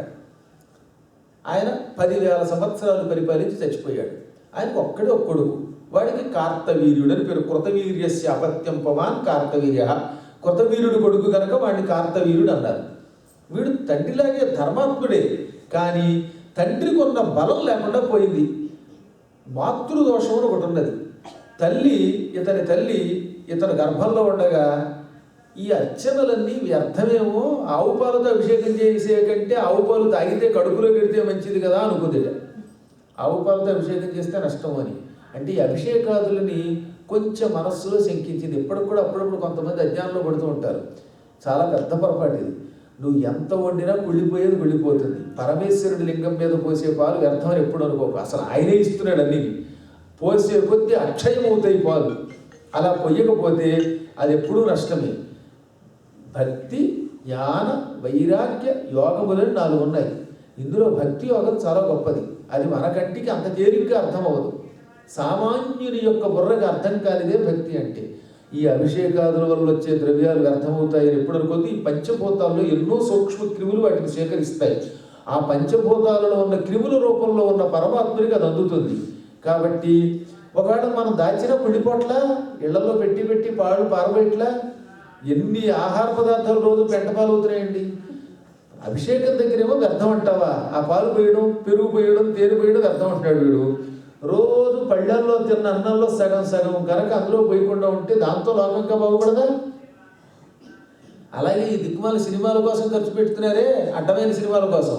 ఆ సినిమాల కోసం పెట్టే ఖర్చులు కనుక దాచేస్తే దాంతో ప్రజలు ఇంకా సుఖపడతారు. అవి మాత్రం మానరు వీళ్ళు. ఇవి మాత్రం వ్యర్థం అంటారు. ఇదొక అజ్ఞానం. ఆపాతాళ నభస్థలాంత వ్యాపకుడైన పరమేశ్వరుడి యొక్క మహిమను అర్థం చేసుకోలేక ఈవిడ ఒకనొకప్పుడు ఈ అభిషేకాదులను కొంచెం మనస్సులో తిట్టుకుంది. ఆ తిట్టుకున్న పాపం వల్ల కొడుకు భ్రష్టుడు పుట్టాడు. అందువల్ల పిల్లలకు అనారోగ్యం ఉంది అంటే, పిల్లలు వికలాంగులై పుడుతున్నారంటే, వాడు బాగా అల్లరి చేస్తున్నారంటే, ఇవన్నిటికీ మన పాపములే మూలము. ఆత్మావై పుత్రనామాసి, తండ్రి కొడుకు రూపంలో పుడతాడు అంటే తండ్రి యొక్క పాపమో పుణ్యమో పుత్ర రూపంలో లేక పుత్రికా రూపంలో వస్తుంది. మన పిల్లల బాగోగులకి మనమే మూల కారణం తప్ప ఎవ్వరూ కాదు. నువ్వు చేసిన పాపం ఇదిగో ఈ పిల్లల రూపంలో ఏడిపిస్తోంది. నువ్వు చేసిన పుణ్యం మంచి పిల్లల రూపంలో ఆనందం కలిగిస్తుంది అనమాట. మా అబ్బాయి చాలా గొప్పవాడంటే అని ఆనందిస్తున్నావు అంటే అది నీ పుణ్యమే. వాడు ఏడిపిస్తున్నాడంటే అది నీ పాపమే. ఇప్పుడు ఈ తల్లి పాపం వల్ల కొడుక్కి చేతులు 2 కొంచెం సొట్టగా ఉన్నాయి. బక్క చిక్కిపోయి పుట్టాడు. మహారాజు అంటే ఎలా ఉండాలి? మంచి పరాక్రమంతో ఉండాలి. అటువంటిది వీడి కాస్త దరిద్రంగా నీచమైన అవయవాలతో, ఆరోగ్యం సరిలేక, పరాక్రమం లేక పుట్టాడు. తండ్రి తెచ్చిపోగానే కృతవీర్యుడు, ఆయన మంత్రులు, అందులో ఒక ఆయన గర్గుడు అని ఒక పురోహితుడు ఉన్నాడు, చాలా గొప్పవాడు. ఆయన వచ్చి, మహారాజా, మీ వంశ నియమం ప్రకారంగా తండ్రి చచ్చిపోతే పెద్ద కొడుకు మళ్ళీ రాజు అవ్వాలి, పట్టాభిషేకం చేసుకోవాలి. కృతవీర్యుడు ఉన్నంతకాలం మాకు హాయిగా పరిపాలన సాగింది. ఇప్పుడు రాజు లేడు, నీ తండ్రి కర్మకాండాలన్నీ అయిపోయాయి, ఇంకెందుకు ఆలస్యం, నువ్వు పట్టాభిషేకం చేసుకుని మమ్మల్ని పరిపాలించు అని అడిగారు. అప్పుడు ఇతనన్నాడు, పరనృప తస్కర బాధలు లేకుండా భూమిని కాచుట భూమిపతియా. అసలు మహారాజుకి భూమిపతి అని ఎందుకు పేరు వచ్చిందంటే భూమిని పరిపాలించేవాడు, దీనికి భర్త అయ్యి దీన్ని భరించేవాడు. ఎలా భరిస్తున్నాడు? ప్రజలందరికీ దొంగల వల్ల, శత్రువుల వల్ల ఏ బాధ లేకుండా ప్రజల్ని కాపాడాలి. అందుకే ప్రజలు ఏం చేస్తున్నారు? 6వ వంతు మాకు పన్నుగా చెల్లిస్తున్నారు. వ్యాపారస్తులు 4వ వంతు పన్ను చెల్లిస్తున్నారు. వ్యాపారులేమో 4వ వంతు, సామాన్య ప్రజలు 6వ వంతు మాకు కట్నం చెల్లిస్తూ ఉంటే, ఇన్కమ్ ట్యాక్స్ చెల్లిస్తూ ఉంటే ఆ పన్ను సేకరించి మేము వాళ్ళని రక్షించాలి. మా నాన్నగారి కాలంలో ఆయన పరాక్రమవంతుడు కనుక అందరినీ రక్షించాడు. కానీ ఇప్పుడు పరిస్థితి అలా లేదే. నేను పక్కవాడిని, నా చేతుల సొట్టగా ఉన్నాయి. ఈ స్థితిలో నన్ను నేనే రక్షించుకోలేను, ఇంకా ప్రజల్ని రక్షిస్తాను. ప్రజల దగ్గర పన్ను తీసుకుని ప్రజల్ని రక్షించకపోతే, వాళ్ళని సరిగ్గా చూడకపోతే వాడు రాజులు అవుతాడు, వాడు తరాజు అవుతాడు తప్ప నేను ధర్మం ప్రకారంగా రాజరికాన్ని చేయడానికి పనికిరాను. ఒప్పుకునేవారండి పూర్వం అలాగే. నాకు ప్రభుత్వం వద్దనేవారు. ఇప్పుడా నువ్వు వద్దు బావో అన్నా సరే వాడికి అసలు ఎవడు ఓటేడు. కనీసం ప్రతిపక్షానికి రావాల్సిన సీట్లు కూడా రాకపోయినా సరే నేను పాదయాత్ర చేస్తానంటాడు. వాడి కర్మ, మన కర్మయోగం. పూర్వకాలంలో శక్తి లేకపోతే తప్పుకునేవారు వెంటనే. నా ఓపిక లేదు, నేను పరిపాలించను అన్నాడు ఆయన నిర్ద్వంద్వంగా. లేదయ్యా, తప్పక మీ నాన్నగారి కొడుకు గారికి నీకే అర్హత ఉంది అన్నారు వాడు. ఏమర్హత అంటే? అర్హత అంటే ఏమిటి? శరీరంలో శక్తి ఉండాలి, లేదా మంచి తెలివితేటలైనా ఉండాలి. ఏమీ లేవు, నేను పరిపాలించను అనగానే అప్పుడు గర్గుడు, అయితే ఓ పని చెయ్యి, నీ దగ్గర శక్తి లేదు కానీ శక్తి ఉన్న ఇంకో రాజు లేడు, మాకు నువ్వే దిక్కైపోయావు, ఏ గతి లేనప్పుడు గంజే పానకం, నీకు సద్గతిని ఇచ్చే ఒక గురువు గారు ఉన్నారు.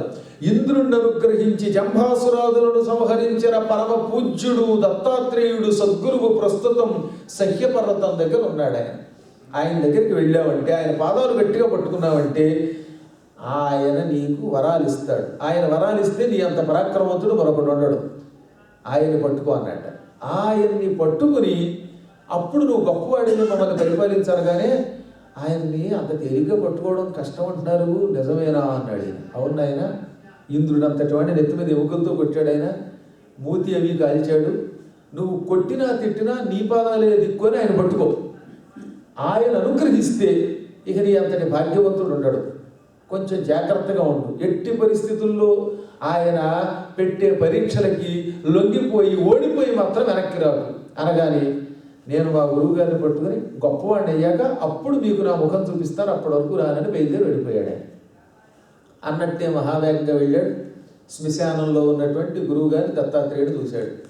ఇదివరకు ఎట్లాగైనా పుర్రెలు పొయ్యిగా పెట్టి దాని మీద పెద్ద పుర్రె పెట్టి అందులో నీళ్లు పోసి బియ్యం పోసి ఉడకబెడుతున్నాడు. ఉడకబెట్టడానికి గరిటి కావాలిగా మరి. ఇప్పుడంటే కుక్కర్లో చేతిలో పెడితే కుషన్ 3 కోతలు వస్తుంది, దింపేస్తాం మనం. ఎలక్ట్రికల్ కుక్కర్ అయితే కోత లేదు, మేత తప్ప ఇంకేం లేదు. కానీ ఆ రోజుల్లో ఒక గరిటి పుచ్చుకుని అన్నం ఇలా కదిపి ఉడికిందో లేదో మెతుకులు చూసి ఉట్టుకునేవారు అన్నమాట.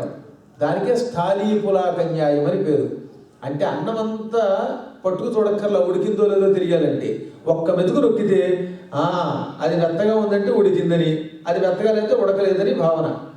అన్నం ఉడకడానికి, అన్నం ఉడికిందో లేదో తెలుసుకోవడానికి ఒక్క మెతుకు నొక్కి తెలుసుకుంటాం. దానికి స్థాళీపులాకన్యాయం అని పేరు అన్నమాట.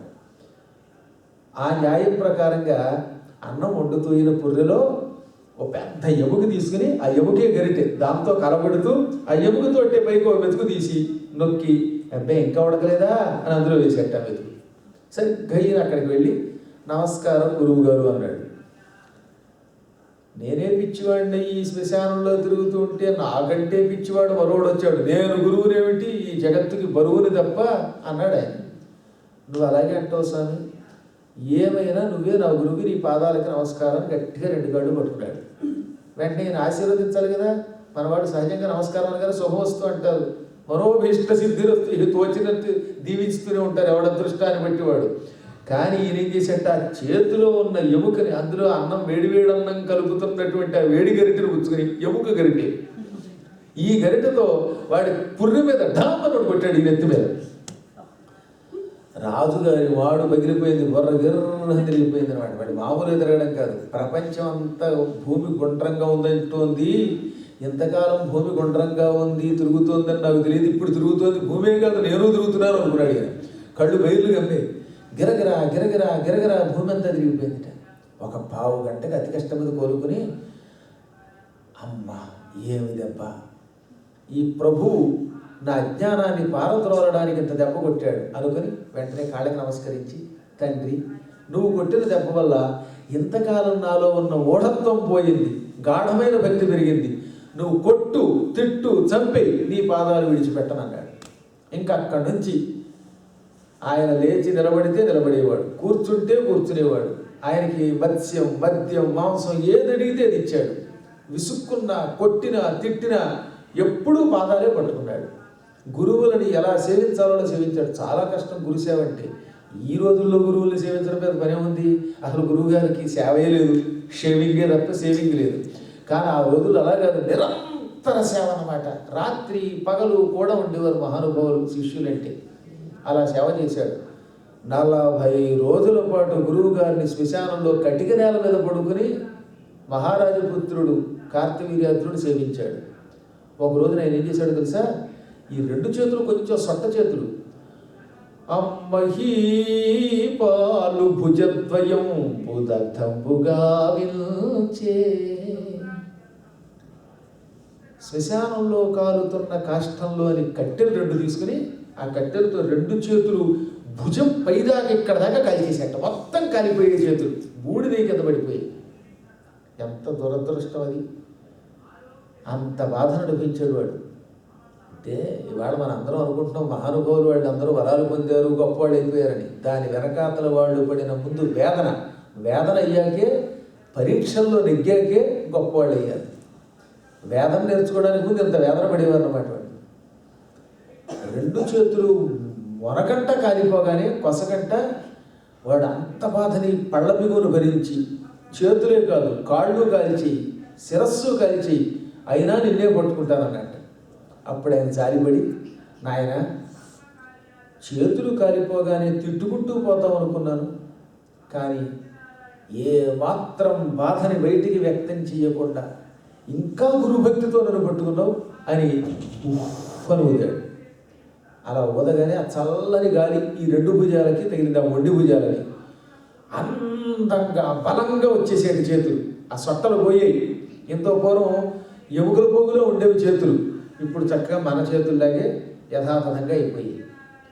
అప్పుడు వెంటనే గురుదేవా, నాకు తెలుసు మీ కరుణ, కొట్టినా తిట్టినా ఇది పరీక్షని నేను గ్రహించాను, అందుకే మీ పాదాలు పట్టుకున్నాను, అనుగ్రహించావా తండ్రి అని మళ్ళీ 2 చేతులతో ఆయన పాదాలు పట్టుకుని నమస్కరించగానే, ఏం నాయన నన్ను ఎందుకు ఎంత పట్టుకుంటావు, నీకేం కావాలి అన్నాడు. సద్గురువువి నీ కటాక్షం కావాలన్నాడు ఆయన. అప్పుడైనా మళ్ళీ అనుగ్రహించచ్చుగా ఆయన. ఎన్ని పరీక్షలు పెట్టారో మళ్ళీ చివరి పరీక్ష కూడా పెట్టాడు. కాంతాసత్తుడ మద్యపానరతుడ కష్ట ప్రచారుండ అత్యంత ప్రీతి భజించదేమిటికి నన్నన్నన్ మహీనాయకుడు అంతఃశుద్ధుడవు ఈ వసంగుడవు విద్యా విస్ఫురన్మూర్తివి ఈ కాంతారత్నము పద్మవాస త్రిజగత్ కళ్యాణి యోగీశ్వరా.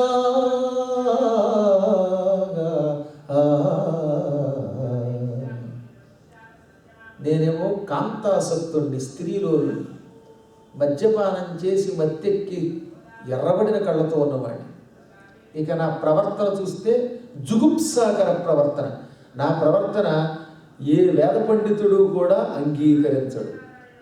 ఎంతసేపు రుద్రాక్షలు వేసుకుని మంచి పట్టు వస్త్రాలు కట్టుకుని అంచు పంచులు కట్టుకుని టిక్కు రెక్కని తిరిగితే అటువంటి వారిని చూసి గౌరవిస్తారు. నాది కష్ట ప్రచారం అనగా జుగుప్సాకరమైన గోచీగుడ్డ, శ్మశానవాసం, ఒళ్ళంతా కాష్టం బూడిద పూసుకోవటం, పుర్రెల్లో వండిన ఆహారాన్ని తినడం, ఇవన్నీ ఏమిటి? ఇవి కష్ట ప్రచారాలండి. అంటే నీచ ప్రవర్తనలు, వేద విరుద్ధ కర్మలతో ఉన్నవాడిని నేను. అటువంటి నన్ను ఎంత భక్తితో ప్రీతితో ప్రేమతో భజిస్తున్నావు, నా వల్ల నీకేం ఉపయోగం నాయన అంటే, స్వామి మళ్ళీ నన్ను అజ్ఞానంలో పారేయకు, నువ్వు అంతఃశుద్ధుడివి, మానసిక శుద్ధత కలిగిన వాడివి. చక్కగా స్నానం చేసి ఒళ్ళంతా చెట్టు కొట్టుకుని మంచి లాల్చి కట్టుకుంటాడు. లోపలండి దరిద్రం బుద్ధులు. ఇంకెందుకు వాడి వల్ల ఉపయోగం? పరద్రోహం, పరద్వేషం, ఇటువంటి లక్షణములు మనస్సులో పెట్టుకున్నవాడు వాడు అత్యంత కష్టప్రచారుడండి. దీనికి ఒక గొప్ప ఉపమానం చెప్పారండి మూలంలో. కల్లుకొండ ఉంది. కల్లుకొండకి పైన ఎంత అందంగా అలంకారం చేసినా లోపల కళ్ళు ఉన్నంత వరకు దాన్ని శుద్ధీకరణ చేయగలరా? ఒక కొండ తీసుకొచ్చాం. ఆ కొండ చుట్టూతా మంచి ముగ్గులు పెట్టి, కొండలకు కూడా చూసారా పూర్వం మంచి ముగ్గులు పెట్టేవారు, దానికి అలంకారం చేసేవారు. అందులో ఉట్టి కొట్టేటప్పుడు ఆ ఉట్టి అంత అందంగా అలంకరిస్తారు. కానీ ఆ ఉట్టిలో పెరుగుంటే అది పవిత్రం. అందులో కళ్ళు పోసి పైన పెడితే దానికి ఎన్ని రకాల పొట్లు పెట్టినా, కుంకుమ పెట్టినా, పసుపు పెట్టినా అది కళ్ళు కల్లే. అందుకే సురాభాండ వివాపరాహ అంటాడు పోతన సంస్కృతంలో వేదవ్యాసుల వారు. అనగా కల్లుకొండని సకల నదీ జలములతో అభిషేకించిన అది పవిత్రం కాదు. లోపల కళ్ళు ఉన్నంత వరకు ఆ కొండ పవిత్రం అవుతుంది. శుభ్రంగా కల్లుకొండకి పైన మూతి పెట్టేసి ఆ మూత పెట్టి దాన్ని నీళ్ళతో అభిషేకించండి, అది కొండే, ఏం ఉపయోగం లేదు. అలాగే మన మనస్సులో అపవిత్ర భావన ఉన్నంత వరకు, నీచ లక్షణములు ఉన్నంత వరకు, ఇతరుల మీద ద్వేషాది బుద్ధులు ఉన్నంత వరకు మన శరీరము ఎన్ని నదులలో ఉంచినా, ఎన్ని వేదములు పారాయణ చేసినా, ఎన్ని అర్చనలు చేసినా వీడు కల్లుకొండ లాంటి వాడు. నదులు కల్లుకొండని పవిత్రం చెయ్యలేవు. అలాగే వీడిలో పవిత్ర భావన రానంత వరకు, వీడి మనస్సులో దివ్య ప్రవర్తన లేనంత వరకు, సత్ప్రవర్తన లేనంత వరకు ఈ శరీరం ఎన్ని రకాలైన వాటితో అయినా పవిత్రం కాదు. అందుకని మన శరీరం బాగుండాలి, శరీరంలో మనస్సు బాగుండాలి. నీకు పైకేమో కష్టప్రచారం అనగా గొడ్డలు లేకుండా ఉండడం, లేక శ్మశానంలో ఉండడం, కాష్టంలో బూడిద పూసుకోవడం వంటి విపరీత ప్రవర్తనతో శరీరం ఉంది. కానీ నీ మనస్సు ఆత్మవిద్యాక్షాళనమైన బుద్ధి కలిగినది, అంతఃశుద్ధుడివి, మానసిక శుద్ధత్వం కలిగిన వాడివి, అసంగుణం. అసలు నీకు స్నేహమే లేదు ఎవరితో. నీ పక్కనున్న స్త్రీతో తిరుగుతున్నానన్నదే నీకు ఏ స్త్రీలోలత్వము లేదు. అసలు నీకు ఈ ప్రపంచంలో ఎవరి మీద రాగము లేదు, ద్వేషము లేదు. ఆత్మ విద్యా ప్రకాశం నీలోనే ఉన్నది. అసలు విద్యా ప్రకాశానందుడికి నువ్వే. ఈ కాంతారత్నం ఉన్నదే నీ పక్కనున్న ఈ సుందరీమణి. ఆవిడ పద్మవాస లక్ష్మీదేవి, నిత్యం పద్మాలయాదేవి అన్నమాట. ఆవిడ పద్మప్రియే పద్మిని పద్మహస్తే అని అన్నలా ఆవిడ. అటువంటి తల్లి ఆవిడ. త్రిజగత్ కళ్యాణి, మూడు లోకాలకి శుభమిచ్చే తల్లి. ఆ తల్లి ఉంటేనే మూడు లోకాలకి శుభం, లేకపోతే లోకానికి అశుభమే. అటువంటి యోగీశ్వరుడివి నీవు, మా గురువువి, నీ పాదాలు మళ్ళీ పట్టుకుంటున్నాననగానే అప్పుడు ఆయన చిరునవ్వు నవ్వి, నా యోగీశ్వర తత్వాన్ని అంత తేలికగా ఎవరూ గ్రహించలేరు. నన్ను చూడగానే, నా భౌతిక రూపం చూడగానే అసహ్యించుకుని వెళ్ళిపోతారు. అలా అసహ్యించుకుని వెళ్ళిపోవడం కోసమే పిచ్చి పిచ్చి లక్షణాలతో ఉంటాను నేను. నన్ను నువ్వు అర్థం చేసుకున్నావు, ఇప్పుడు కోరుకో, నీకేం కావాలంటే ఇస్తానన్నాడు. దత్తాత్రేయుడు ఇవ్వడం మొదలు పెడితే ఇంకా పుచ్చుకోవడానికి మనకి 2 చేతులు సరిపోవట. ఆయన ఇవ్వడమే కష్టం, కానీ ఇవ్వడం మొదలు పెట్టాడా ఇక మన జాతకమే తిరిగినట్టు. అందుకని నీకేం కావాలో కోరుకో అంటే ఇక్కడ మళ్ళీ పొట్లో పడ్డాడు. గురువు గారు అనుగ్రహించినప్పుడు హాయిగా మోక్షం అడగచ్చుగా. అలా మోక్షం అడిగితే ఈ కథే ఉండదు. భగవంతుడు ప్రత్యక్షం కానంత వరకు ఆయన వస్తే చాలండి, నేను హాయిగా మోక్షానికి వెళదామండి అని అనుకున్న వాళ్ళే ఉంటారు చాలామంది. తీరా అదేమిటో తెలియదు, కానీ ఆయన కనబడగానే ఆయన దగ్గర మాయ ఉంటుంది. అదే మహామాయ, వైష్ణవమాయ. ఆ మాయామోహితులు ఎవరైనా అయిపోతారట. ఈయన మోహంలో పడ్డాడు. ఆయన వెంటనే అన్నాడు తెలుసా, అనినం సమ్మదమంది అర్జునుడు వేహస్తంబులు భూమి పాలన సామర్థ్యము ఘోర సంగర జయోల్లాసంబు ఇష్టార్థముల్ తను పేర్కొన్న జనాళిగాంచుటయు సద్ధర్మైక తాత్పర్యమున్ ఘన సామ్రాజ్య విభూతి కోరుకునే వేడకన్.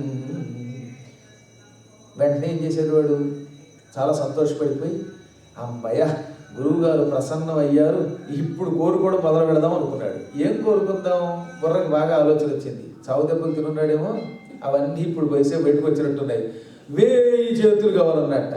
అరినన్ సమ్మదమంది అర్జునుడు వేహస్తంబులను, నాకు 1000 చేతులు కావాలి. ఆయన ఎగాదిగా చూసి 1000 చేతులు ఇస్తే ఏం చేసుకుంటాడో ఇప్పించాడు అనుకుని, సరే ఇచ్చాను పో అన్నాడు. 1000 చేతులు ఎప్పుడు కూడా ఉంటే కష్టం, రాత్రి పడుకునేటప్పుడు పరుపు మీద ఇబ్బంది వస్తుంది. అందుకని మంచాలు సరిపోవు కదా, కావాలన్నప్పుడు 1000 చేతులు రావాలి, కొత్తప్పుడు ఓన్లీ 2 హ్యాండ్స్ 2 చేతులే ఉండాలి అన్నాడు. మరి ఇది కొంచెం మంచి ఆలోచనే. అనగానే 1000 చేతులు వచ్చేయాలి, కొత్తప్పుడు 2 చేతులే. 2 చేతులతో కాకుండా అస్తమాటు 1000 చేతులతో ఉంటే మా భార్యలకు కూడా విసుకొస్తుంది, అందువల్ల 2 చేతులు చాలు. సరే అలాగే ఇచ్చాను ఆయన. మళ్ళీ 1000 చేతులతో ఉన్న బలముతో నేను ఏ శత్రువునైనా జయించగలగాలి. నా ఎదురుగుండా నిలబడిన శత్రువు ఎంత గొప్పవాడైనా సరే వాడిని నేను జయించాలి. తథాస్తు. ఇంకేం కావాలి? భూమి పాలన సామర్థ్యం, మొత్తం భూమండలాన్ని పరిపాలించడానికి కావలసిన సమర్థత కెపాసిటీ ఇచ్చానన్నాడు. అంతేనా? అంటే అప్పుడెక్కడండి, ఇంకా అసలు నేను మొదలెట్టాను, ఇంకా ఉన్నాయి కోరికలు. కోరుకో. ఈ హీరో ప్రసన్నుడు అయ్యాడు, ఎవడో మొదలెట్టాడు. ఘోర సంకర జయోల్లాసం, భయంకర యుద్ధంలో విజయం నాదే అవ్వాలి. తథాస్తు. ఇంకేమిటి? ఇష్టార్థములు, నేను ఏం కోరుకుంటే ఆ వస్తువు వచ్చి పడిపోవాలి నాకు. డబ్బు అంటే డబ్బు, గబ్బు అంటే గబ్బు, సబ్బు అంటే సబ్బు, భోజనం అంటే భోజనం, పరుపు అంటే పరుపు. అది ఇది కాదు, నేను కోరుకున్న వస్తువు తక్షణం నాకు ప్రత్యక్షం అవుగాక. కల్పవృక్షం దగ్గరకు వెళ్ళి ఏదడిగితే అది ఎలా ఇస్తుందో నువ్వు నాకు అలాగే వరమియ్యి. నేను కోరుకున్న వస్తువు ఆ క్షణమే నా మొరాల ప్రత్యక్షం అవ్వాలి. అలాగే ఇచ్చానన్నాడు. ఇంకా నన్ను ఎవరైనా పిలవగానే వాళ్ళ దగ్గరికి వెళ్ళి ప్రత్యక్షమయ్యే వరమియ్యి. ఎవడో ఇంట్లో కూర్చుని మహారాజా ఓ కార్తవీర్యార్జున అనగానే నేను వెంటనే వాడి దగ్గర ప్రత్యక్షం అవ్వాలి. అంటే నీ శక్తి నాకు కావాలి. భగవంతుడు ఎక్కడికి కావాలంటే అక్కడికి వెళ్ళి భక్తులకి దర్శనం ఇస్తాడుగా. నేను కూడా నా ప్రజలు నన్ను పిలవగానే వారికి దర్శనమిచ్చి వారిని వారు కోరిన కోరికలు తీర్చేటటువంటి భాగ్యం ఇయ్యి. అప్పుడు ఆయన ఎగాదిగా చూసి అమ్మా సరే ఇచ్చాను అన్నాడు. ఇంకా ఇంకొకటి, సాధ్యమైనంత వరకు ధర్మం మీద నా మనస్సు నిలబడాలి, అది ఇచ్చాను. ఇంకేమిటి?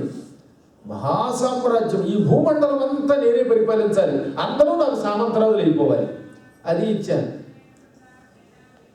ఇవన్నీ సరిపోతాయి, ఇంకేమైనా కావాలా? అదేమిటి స్వామి ఇంకా చాలా ఉన్నాయనుకో, ఎప్పుడు గుర్తొస్తే అప్పుడు అడుగుతారే అన్నట్ట.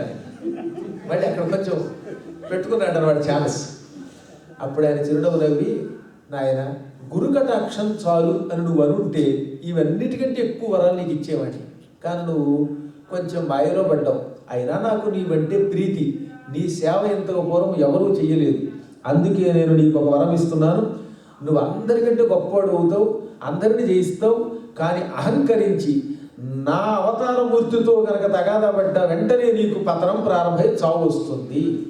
మహాత్ములైన బ్రాహ్మణుల జోలికి వెళ్ళకు, ఇంకెవరి జోలికైనా వెళ్ళు. నా మూర్తి జోలికి వచ్చావా ఆ క్షణమే నీకు కీర్తి నశిస్తుంది, నీ శరీరము పోతున్నారు. కానీ అయ్యో మీరు గురువుగారండి, మిమ్మల్ని నేను అలా ద్వేషిస్తానండి, మిమ్మల్ని ఎప్పుడూ పూజిస్తానండి అన్నట్ట. అన్నంత తేలిక కాదు లేరా అబ్బాయి నా మాయ అన్నాడు ఆయన. సరే వెంటనే ఈయన ఇంటికి వచ్చి, ఏ దినమున్న దత్తాత్రేయుని చేతకు వరములను బడసే, ఏ రోజున దత్తాత్రేయుడి వల్ల ఆయన వరాలు పొందాడో ఆ రోజు నుంచి ఆయన ఆ రోజే తనకి ఆరాధ్య దేవతగా పెట్టుకుని, అనగా దత్త జయంతి నాడు ఆయన వరాలు పొందాడు. ఆ దత్తాత్రేయ జయంతిని తన సామ్రాజ్యంలో మహావైభవంగా ప్రతి సంవత్సరం చేసేవాడు. ఎవ్రీ వార్షికోత్సవం అన్నమాట మనకి. ఆయన దత్తాత్రేయ జయంతి నాడే వరాలు పొందాడు. అదే వార్షికోత్సవంగా పెట్టుకుని దత్తాత్రేయుడిని 16 ద్రవ్యాలతో అభిషేకించేవట. ఆవు పాలు, ఆవు పెరుగు, తేనె, పసుపు నీళ్లు, కుంకుమ నీళ్లు, నదీ జలాలతోటి, శుద్ధ జలంతో, ఇవి కాకుండా వట్టి వేళ్ళని, గంధమని, ఇటువంటి మొత్తం 16 ద్రవ్యాలు ఉన్నాయనికి 16 ద్రవ్యాలతో అభిషేకించేవాడు. దత్తాత్రేయుడిని పూజించేవాడు. కానీ పూజించి పూజించి పూజించి ఏం చేశాడు? ఓ రోజున ప్రజలు కూడా ఈయనతో పాటు ఇళ్లలో పెట్టు పూజించడం మొదలెట్టారట. ఒరే నేను పూజ చేస్తూ ఉన్న చోటికి చూడడానికి రావాలి, మీరు చూచుటకు రావడం మాని మీ ఇళ్లలో ఎవరికి వాళ్ళే దత్తాత్రేయుడిని ప్రతిష్ఠించుకుంటే నా ఆలయం ఏమవుతుంది. కాబట్టి ఈ రోజు నుంచి నా రాజ్యంలో మీ అందరికీ ఒక నిషేధం పెడుతున్నాను. దత్తాత్రేయుడిని నేను మాత్రమే పూజించాలి. మీరు నేను పూజిస్తూ ఉంటే వచ్చి చూచి తీర్థం పుచ్చుకోవలసిందే తప్ప మీ ఇళ్లలో పూజించకూడదు. ఎవరైనా నన్ను కాదని ఇళ్లలో స్వయముగా దత్తాత్రేయుడిని పూజించడం మొదలు పెడితే వాడిని దొంగని చంపినట్టు చంపేస్తాను, జాగ్రత్త అన్నాడు. అంటే నేను మాత్రమే దత్తుడిని పూజిస్తాను, మీరు నన్ను పూజించండి. ఆయన నా కోరికలు తీరుస్తాడు, నేను మీ కోరికలు తీరుస్తాను. నా రాజ్యంలో ఎవరికి కష్టం వచ్చినా ఓ కార్తవీర్య అని నన్ను తలుచుకోండి, నేను తక్షణం అక్కడ ప్రత్యక్షం అవుతాను. ఇచ్చాడుగా వరం ఇచ్చాడుగా మరి గురువు గారు, అందుకని అక్కడ ప్రత్యక్షమే వాళ్ళ కోరికలు తీరుస్తాను. అంటే మధ్యలో మీడియేటర్, దళారీ నేను. ఇక నా రాజ్యంలో ఎవరు కూడా కూరగాయలు కోసుకోవడానికి తప్ప ఇక దేనికి కత్తులు వాడకూడదు. శస్త్రం కానీ అస్త్రం కానీ ఎవరి దగ్గర ఉందా వాడిని కూడా నేను చంపేస్తానన్నాడు. దాంతో వాడి నగరం అంతా నిర్వీర్యం అయిపోయింది. వాడి సామ్రాజ్యంలో ఇప్పుడు ప్రజలకి బొత్తిగా కత్తియుద్ధం చేయడం రాకపోతే ఎంతకాలం ఒక్కడు పరిపాలిస్తాడండి? బ్యాటింగ్ అంటే ఏంటి? ఎవడో ఒకడు బ్యాటింగ్ చేస్తే సరిపోతుందా? పక్కవాడు నిలబడద్దు, టపా పక్క వికెట్లు కొడుతుంటే వీడు ఒక్కడు ఉంటాడా? వీడు బకెట్ ఎప్పుడో ఒకడు తనకపోతాడా? అది తెలియలేదు. పాప అజ్ఞానంలో పడిపోయాడు. తను తప్ప ఇంకెవరూ శస్త్రపాలన చేయకూడదు, శస్త్రధారణ చేయకూడదు, చేస్తే చంపుతానన్నాడు. దాంతో నగరంలో వీరులు లేరు, అందరికీ పనులు పాట మర్చిపోయే లక్షణం వచ్చిందిట. మీరు ఎప్పుడూ కూడా ఫ్రీగా ఇవ్వడం మొదలు పెడితే ఇంక పనులు చేయరు. వ్యవసాయం పోయింది, నదులను సక్రమంగా వాడుకోవడం పోయింది. ఎందుకని? ఎప్పుడు అన్నం కావాలన్నా ఈయనే ఇస్తున్నాడు, పంటలు అక్కర్లేదు. వ్యవసాయం మాట దేవుడు ఎరుగు. కనీసం ఇళ్ళు కూడా కట్టుకోవడం మానేశారు, అన్ని పనులు మానేశారు. హాయిగా తినడం, తాగడం, తిరగడం, ఈ విధంగా ప్రజలు పాడు చేశారు. ఇప్పుడు మీకు అర్థమైందా? అందుకే సంక్షేమ పథకాలు అనేవి ఎక్కువగా ఉండకూడదు, చాలా డేంజర్. దానివల్ల ఓన్లీ రిజర్వేషన్స్, ఓన్లీ ఫ్రీగా అన్ని పట్టుకొచ్చేస్తారు. మీరు అందరూ ఇళ్లలో కూర్చోవడం, నెలకు 5 కేజీలు ఇస్తాం, 200 లీటర్లు నీళ్ళు ఇస్తాం, ఫ్రీగా కరెంట్ ఇస్తాం అంటే కొంతకాలానికి మనం ఏమైపోతుంది? నేనే ఉన్నాను, మీరంతా పెడతాం, మీరు వండుకొద్దన్నారంటే కొంతకాలానికి వంట మర్చిపోతారు. అందుకని నా ఇంటికి వెళ్ళాక పీఠంలో నేనే వండుకుంటాను. అసలు నా పని అవన్నీ చేయను పొరపాటును కూడా. మా ఆశ్రమం నియమం అది. ఆయన చూడండి, అడగండి కావాలంటే. ఇంటికి వచ్చిన వాళ్ళకి మేము అందరం, మా ఇంట్లో వేరే వంటావిడ లేదు, మా ఆవిడే శ్రమపడినా అందరికీ భోజనం పెడుతుంది. ఆవిడ స్వయంగా వచ్చిన పద్మనాభం గారిని అడిగి చెబుతారు, ఆవిడ వండి పెట్టవలసింది. అంటే వంట ఆవిడని పెట్టినా కూడా ఆశ్రమంలో ఎక్కువ మంది మా శిష్యులు స్వయం కృషితో వాళ్ళ పనులు వాళ్ళే చేస్తారు. ఎవరు వచ్చినా వాళ్ళకి ఇంతవరకు పొరుగుళ్ళ నుంచి లోకల్గా ఉన్న వాళ్ళందరికీ భోజనం పెడితే వాళ్ళు కూడా వంట మానేస్తారు కనుక. కానీ బయట నుంచి వచ్చామంటే అక్కడ భోజనం పెడతారు. అన్నిటికంటే స్వయంగా ఒక గొప్ప పుస్తకం రాసి ఆ పుస్తకాన్ని ఆవిష్కరింపజేసుకున్న శ్రీచరణ్ అడిగితే ఇంకా బాగా చెప్తాడు. ఆయన మా ఇంటిలో ఒక పూట తన భార్యా సమేతంగా తల్లిదండ్రులతో, ఎంత అదృష్టం అండి, గొప్ప పుస్తకం రాశాడు తెలుసా మీరు? ఎంత ఆ కవిత్వాన్ని ఇప్పటికి కూడా నేను దానికి ఛందః పద్మములని టైటిల్ నేనే పెట్టాను. అపూర్వమైన కవితాశక్తి అలా వరించింది. భగవంతుడు ఒక్కొక్కడు ఒక్కో రూపంలో వరిస్తాడు. ఆ పద్యాలకు ఇప్పటికి కూడా ఎక్కడికడితే అక్కడ మంచి విలువ పెరిగింది. ఆ పుస్తకాన్ని మా ప్రణవపీఠంలో మా అమ్మవారి దగ్గరే ఆవిష్కరణ చేశాం. వాళ్ళ బంధువులు అందరూ కూడా వచ్చారు. ఇప్పటికి కూడా మీరందరూ వచ్చి దర్శనం చేసుకోవలసింది. అక్కడికి వస్తే కొన్ని నియమాలు తెలిస్తే కొంత మనశ్శాంతి కలుగుతుంది అన్నమాట. అనేక పాప విముక్తి కోసం మహామేరు ప్రస్తార యంత్రంతో కూడిన ప్రతిష్ఠ చేయబడిన ముగ్గురమ్మవార్ల గుడి. ఎందుకు చెబుతానంటే అక్కడ ఎవరికి వాళ్ళు అందరూ వారి పనులు చేస్తారు. అలా పనులు చేయకపోతే కొంతకాలానికి మనం పనులు మర్చిపోతాం. బొత్తిగా భార్యామణి నేను పరమపతివ్రతని అని భర్త రాగానే బూట్లు ఇప్పేసి సాక్స్ కూడా ఆవిడే ఇప్పి వీడు పడుకోబెట్టి నోట్లో కాఫీ పోయడం మొదలెడితే రేపు పొద్దున ఏమైపోతాడు వీడు? అసలు బ్రష్ పెట్టి పళ్ళుతో కూడా మర్చిపోతాడు, అప్పుడు ఒళ్ళు మర్చిపోతాడు. కాబట్టి ఎప్పుడూ కూడా ఈ పద్ధతి మంచిది కాదు. కానీ తెలియక ఆయన ఏం చేసిన పొరపాటు అనమాట, వ్యవసాయం మానిపించేశాడు. అస్త్రశస్త్రాలు లేవు, యుద్ధాలు లేవు, ఎవ్వరికి ఏ శక్తులు లేకుండా నిర్వీర్యం చేసేశాడు.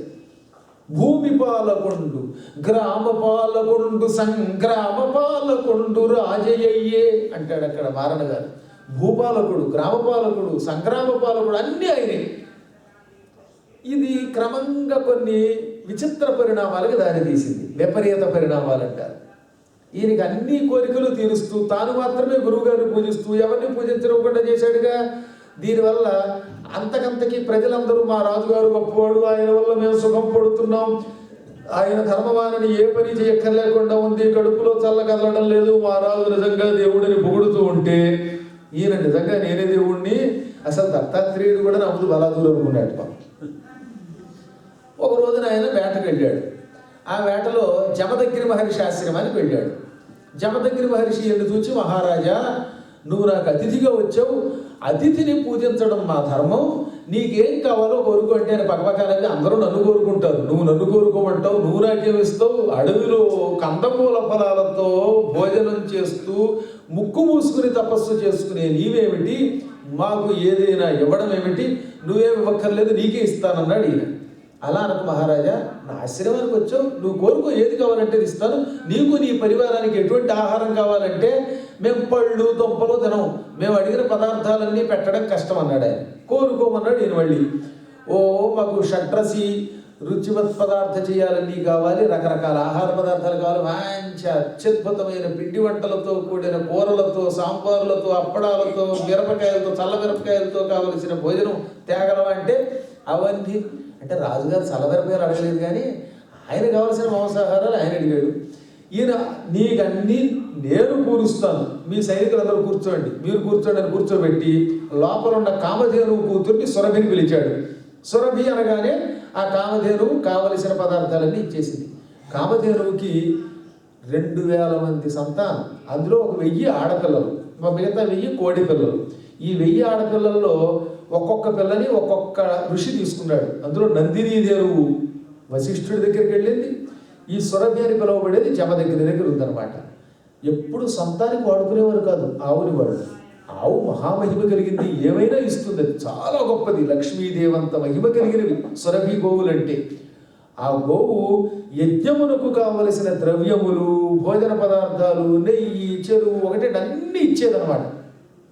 అప్పుడప్పుడు అతిథుల సేవకి ఆయన వాడేవాడు. ఇప్పుడు ఆ ఆవు మహిమ వల్ల కార్తవీర్యార్జునుడికి అతని అనుచరులకి కావలసిన మొత్తం భోజనం అంతా వచ్చేసింది, పిండి వంటలు. మతిపోయింది వీడికి, కార్తవీర్యార్జునుడికి. ఆ భోజనం తిరగానే ఆ రుచికి ఆశ్చర్యపోయి, ఇంతవరకు నేనే గొప్పవాడు అనుకున్నాను, నా శక్తి వీడి శక్తి ముందు ఎందుకు పనికిరాదని అర్థమైపోయింది. ఎందుకని అతని దగ్గర అహంకారం లేదు, ఇతని దగ్గర అహంకారం ఉంది. గురువుగారు ఎంత శక్తి ఇచ్చినా అహంకారం వల్ల అది వ్యర్థం అవుతుంది, గుర్తుపెట్టుకోండి. వెంటనే ఈర్ష్య వచ్చింది. నేను తప్ప ఎవరికి వరాలు ఇవ్వకూడదు అనుకున్నాను నేను, అటువంటిది ఇతడు నాకు కూడా పిండి వంటలతో భోజనం పెట్టడం అనే వరం ఇస్తున్నాడు, ఇటువంటి వాడి దగ్గర ఇది ఉంటే నాకు విలువ ఉండదు అనుకుని, ఏమాయి నీ దగ్గర ఎందుకు ఈ ఆవు, నీకు కావాలంటే 1000 ఆవులు ఇస్తాను, 10,000 ఆవులు ఇస్తాను, నా రాజ్యంలో కొంత భాగం ఇస్తాను, నీ ఆవు ఇచ్చేయి అన్నాడు. ఇది నాది కాదయ్యా, ఇది నా హోమధేనువు, పరమేశ్వరుడు బ్రహ్మదేవుడు నాకు ఇది ఇచ్చాడు, కాబట్టి నేను ఇది ఇవ్వను అన్నాడు ఆయన. బలాత్కారంగా పట్టుకుపోయాడు. దాంతో ఆయన, నువ్వు బలాత్కారంగా పట్టుకెడితే నేనేం చేస్తాను అని కొడుకు రాగానే పరశురాముడికి చెప్పాడు. అప్పుడు పరశురాముడు ఆగ్రహించి ఘోర యుద్ధంలో వీడి చేతులన్నీ పట్ట పట్ట పట్ట నరికి పారేశాడు. పొట్లకాయలు నరికినట్టు నరికేశాట. చేతులు నరుగుతూ ఉంటే పరశురాముడు తన గండ్రగడ్డలితో అప్పుడు ఏతనికి గుర్తుకొచ్చింది, ఎదురుగుండా ఉన్నవాడు సామాన్యుడు కాదు, నా గురువు గారు దత్తాత్రేయుడు అంశ. పరశురాముడు కూడా విష్ణు స్వరూపుడే, ఈయన విష్ణువే. ఎదురుగుండా ఉన్న పరశురాముడిలో గురువు గారు కనబడ్డాడు. చివరికి అహంకారంతో కన్ను మిన్ను గానక గురువు గారికి అపచారం చేశానా, ఆయన హోమధేనువుని తీసుకొచ్చానా అనుకుని, గురుదేవ ప్రాణం పోతున్న ఈ సమయంలో నీకు నమస్కారం చేస్తున్నాను. అప్పటికి 996 చేతులు తిరిగిపోయాయి, ఇంకా 4 చేతులు ఉన్నాయి. 4 చేతులు ఎత్తి నమస్కరించాడు. ఆ నమస్కారం చేస్తున్నప్పుడే పరశురాముడి చేతులు తల కూడా నరికేశాడు. కానీ చచ్చిపోయే ముందు గురువు గారిని తలుచుకున్నాడు కదా, అందువల్ల అంత్యకాలములో భగవన్నామస్మరణ చేసిన వాడికి సకల దోషాలు పోతాయి, వెంటనే వైకుంఠానికి వెళ్ళాడు. కాబట్టి తండ్రి, మా గురువు దత్తాత్రేయుడు మహానుభావుడు, అహంకరించిన వాడికి కూడా శరణు అంటే మోక్షం ఇస్తాడు. అటువంటి దత్తాత్రేయుడు అలర్కుడికి చెప్పిన ఆత్మయోగం నీకు చెబుతున్నా విను. ఇదంతా మనం మర్చిపోకూడదు. జడుడు చెబుతున్నాడు వాళ్ళ నాన్నగారికి. మనం చెప్పుకున్నాం కదా, భార్గవ వంశంలో ఒకడు పుట్టాడని వాడు మాట్లాడలేదని ఆ జడోపాఖ్యానది. ఇప్పుడు జడుడు తండ్రి వంకతోటి మనందరికీ ఒక వరం ఇచ్చాడు. శక్రుడెవ్వడు చేయు యజ్ఞముల చేత తృప్తి పొందుచునుండు. పూర్వం ఇంద్రుడు ఒక మహానుభావుడైన రాజుగారు చేసిన యజ్ఞాలకి పరమ తృప్తి పొందేవట. ఇంద్రుడిని సంతృప్తిపరచడం అంత తేలిక కాదు. ఇంద్రుడికి ఆనందం కలిగించే అపూర్వమైన యజ్ఞములు చేసిన గొప్పవాడు, ఘనత పొందినవాడు శత్రుజిత్ అని ఒక రాజు. ఆయన కృతయుగంలో ఈ భూమండలాన్ని పరిపాలించాడు. ఇప్పటికి కూడా మాహిష్మతీపురం అంట. మాహిష్మతీపురాన్నే కార్తవీర్యార్జునుడు పరిపాలించాడు. అంటే ఇప్పుడు ఓంకారానికి వెళితే మీరు ఓంకార క్షేత్రం అని ఉంది కదా, మనకి ద్వాదశ జ్యోతిర్లింగాల్లో ఓంకారం అమలేశ్వరం. ఆ ఓంకార క్షేత్రానికి 25 కిలోమీటర్ల ముందు ఉంటుంది మాహిష్మతీపురం. చాలా గొప్పదనమాట అది. అత్యద్భుత నర్మదా నదీ తీరంలో ఉంటుంది. ఆ ప్రాంతాన్ని పరిపాలించేవాడు శత్రుజిత్ అనే రాజు. అతనికి ఒక్కడే ఒక కొడుకు, అతనికి ఋతధ్వజుడు అని పేరు. అదృష్టం ఏంటంటే భగవంతుడు ఒక్కొక్కడికి ఒక్క కొడుకుని ఇచ్చిన ఒక్క కొడుకు కొన్ని లక్షల మంది చేయలేని పని చేసేవాడిని ఇస్తాడు. రాజు ఎంత ధర్మాత్ముడో, యజ్ఞ దీక్షాపరుడో, పండితుడో, అతని కొడుకు అంతకంటే 1000 రెట్లు పండితుడు. లావణ్యాసి సమానుడు ధీవిభవామర గురుడు. అందంలో అశ్విని దేవతల్ని మించినవాడు. ధీవిభవంలో అమరగురుడు అన్నారు. ధీవిభవ అమరగురుడు. బుద్ధిబలంలో బృహస్పతి అనమాట, అంత గొప్పవాడు ఆయన.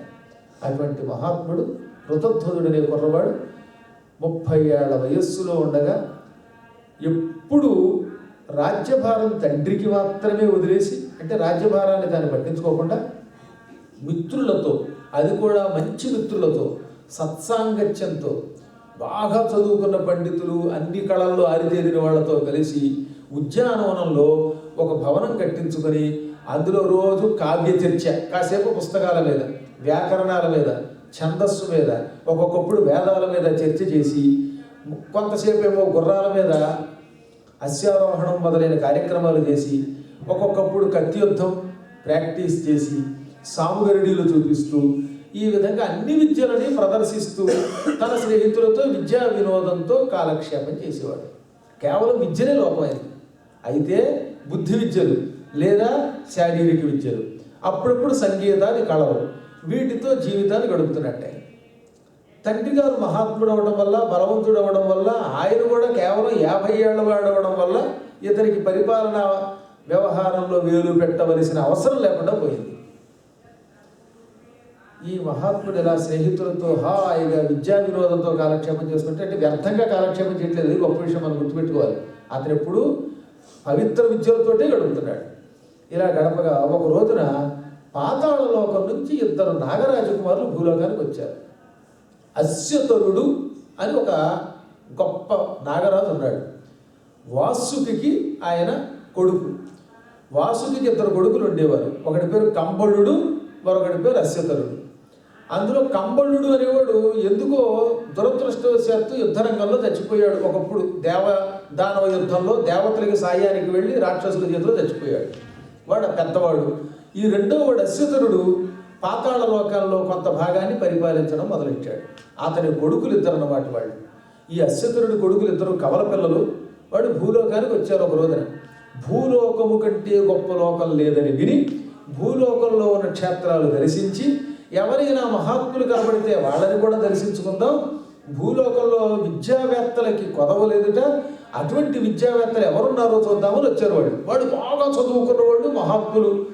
పాములు, ఆ పాముల్లో కూడా దేవతా సర్పాలు కాబట్టి కామరూపులు వాళ్ళు. ఏ రూపము కావాలంటే ఆ రూపాన్ని ధరించగలిగిన వారు. వాళ్ళిద్దరూ భూలోకానికి వచ్చారు. సర్పరూపాలలో అదృశ్యంగా ఉద్యానవనంలో వచ్చారట ఇక్కడికి. ఆ సమయంలో ఋతధ్వజుడు మిత్రులతో కలిసి వేదములలో ఋగ్వేదం మీద చర్చ చేస్తున్నాడు. వీళ్ళకి ఆశ్చర్యం కలిగింది. ఋగ్వేద భాష్యం చెప్పడం అంత తేలిక కాదు, ఈతడెవడా అని కుతూహలంతో చూశారు. తీరా చూస్తే 30 ఏళ్ళున్న రాజకుమారుడు. వెంటనే వీళ్ళిద్దరూ బ్రాహ్మణ వేషాలు ధరించి అక్కడ జనాల్లో కూర్చుని ఆ భాష్యం విని చాలా బాగుందన్నారట. మీరెవరు అన్నాడు ఈ కుర్రవాడు. మేము విప్రకుమారులు ద్విజులం అన్నారు వాడు. చాలా టెక్నిక్గా చెప్పారు, మేము ద్విజులము అని. ద్విజులు అంటే మీకు చెప్పారు కదా, బ్రాహ్మణులు ఒక అర్థమే కాకుండా పావులు కూడా గుడ్లుగా పుట్టి తర్వాత పావులు అవుతాయి కనుక ద్విజులు. అవి కూడా 2 జన్మలు ఎత్తినవి కనుక, ముందు గుడ్డుగా పుట్టడం ఒక జన్మ, గుడ్డు పగల కొట్టుకుని అందులోంచి బిడ్డ రావడం వల్ల 2వ జన్మ. మేము ద్విజులము అనగానే ఆయన చాలా సంతోషించాడు. ఇక్కడ ఉన్న వాళ్ళందరూ కూడా రకరకాలైనటువంటి జాతుల వాళ్ళం అందరం కలిసి ఉంటాం. మా రాజ్యంలో కులము, మతము ఇటువంటి భేదం లేదు, స్త్రీ పురుష భేదం లేదు, అందరిలో విద్యలు ఉంటే గౌరవిస్తానన్నాడు ఆయన. అలా అందరినీ పరిచయం చేశాడు. క్రమంగా స్నేహం పెరిగింది.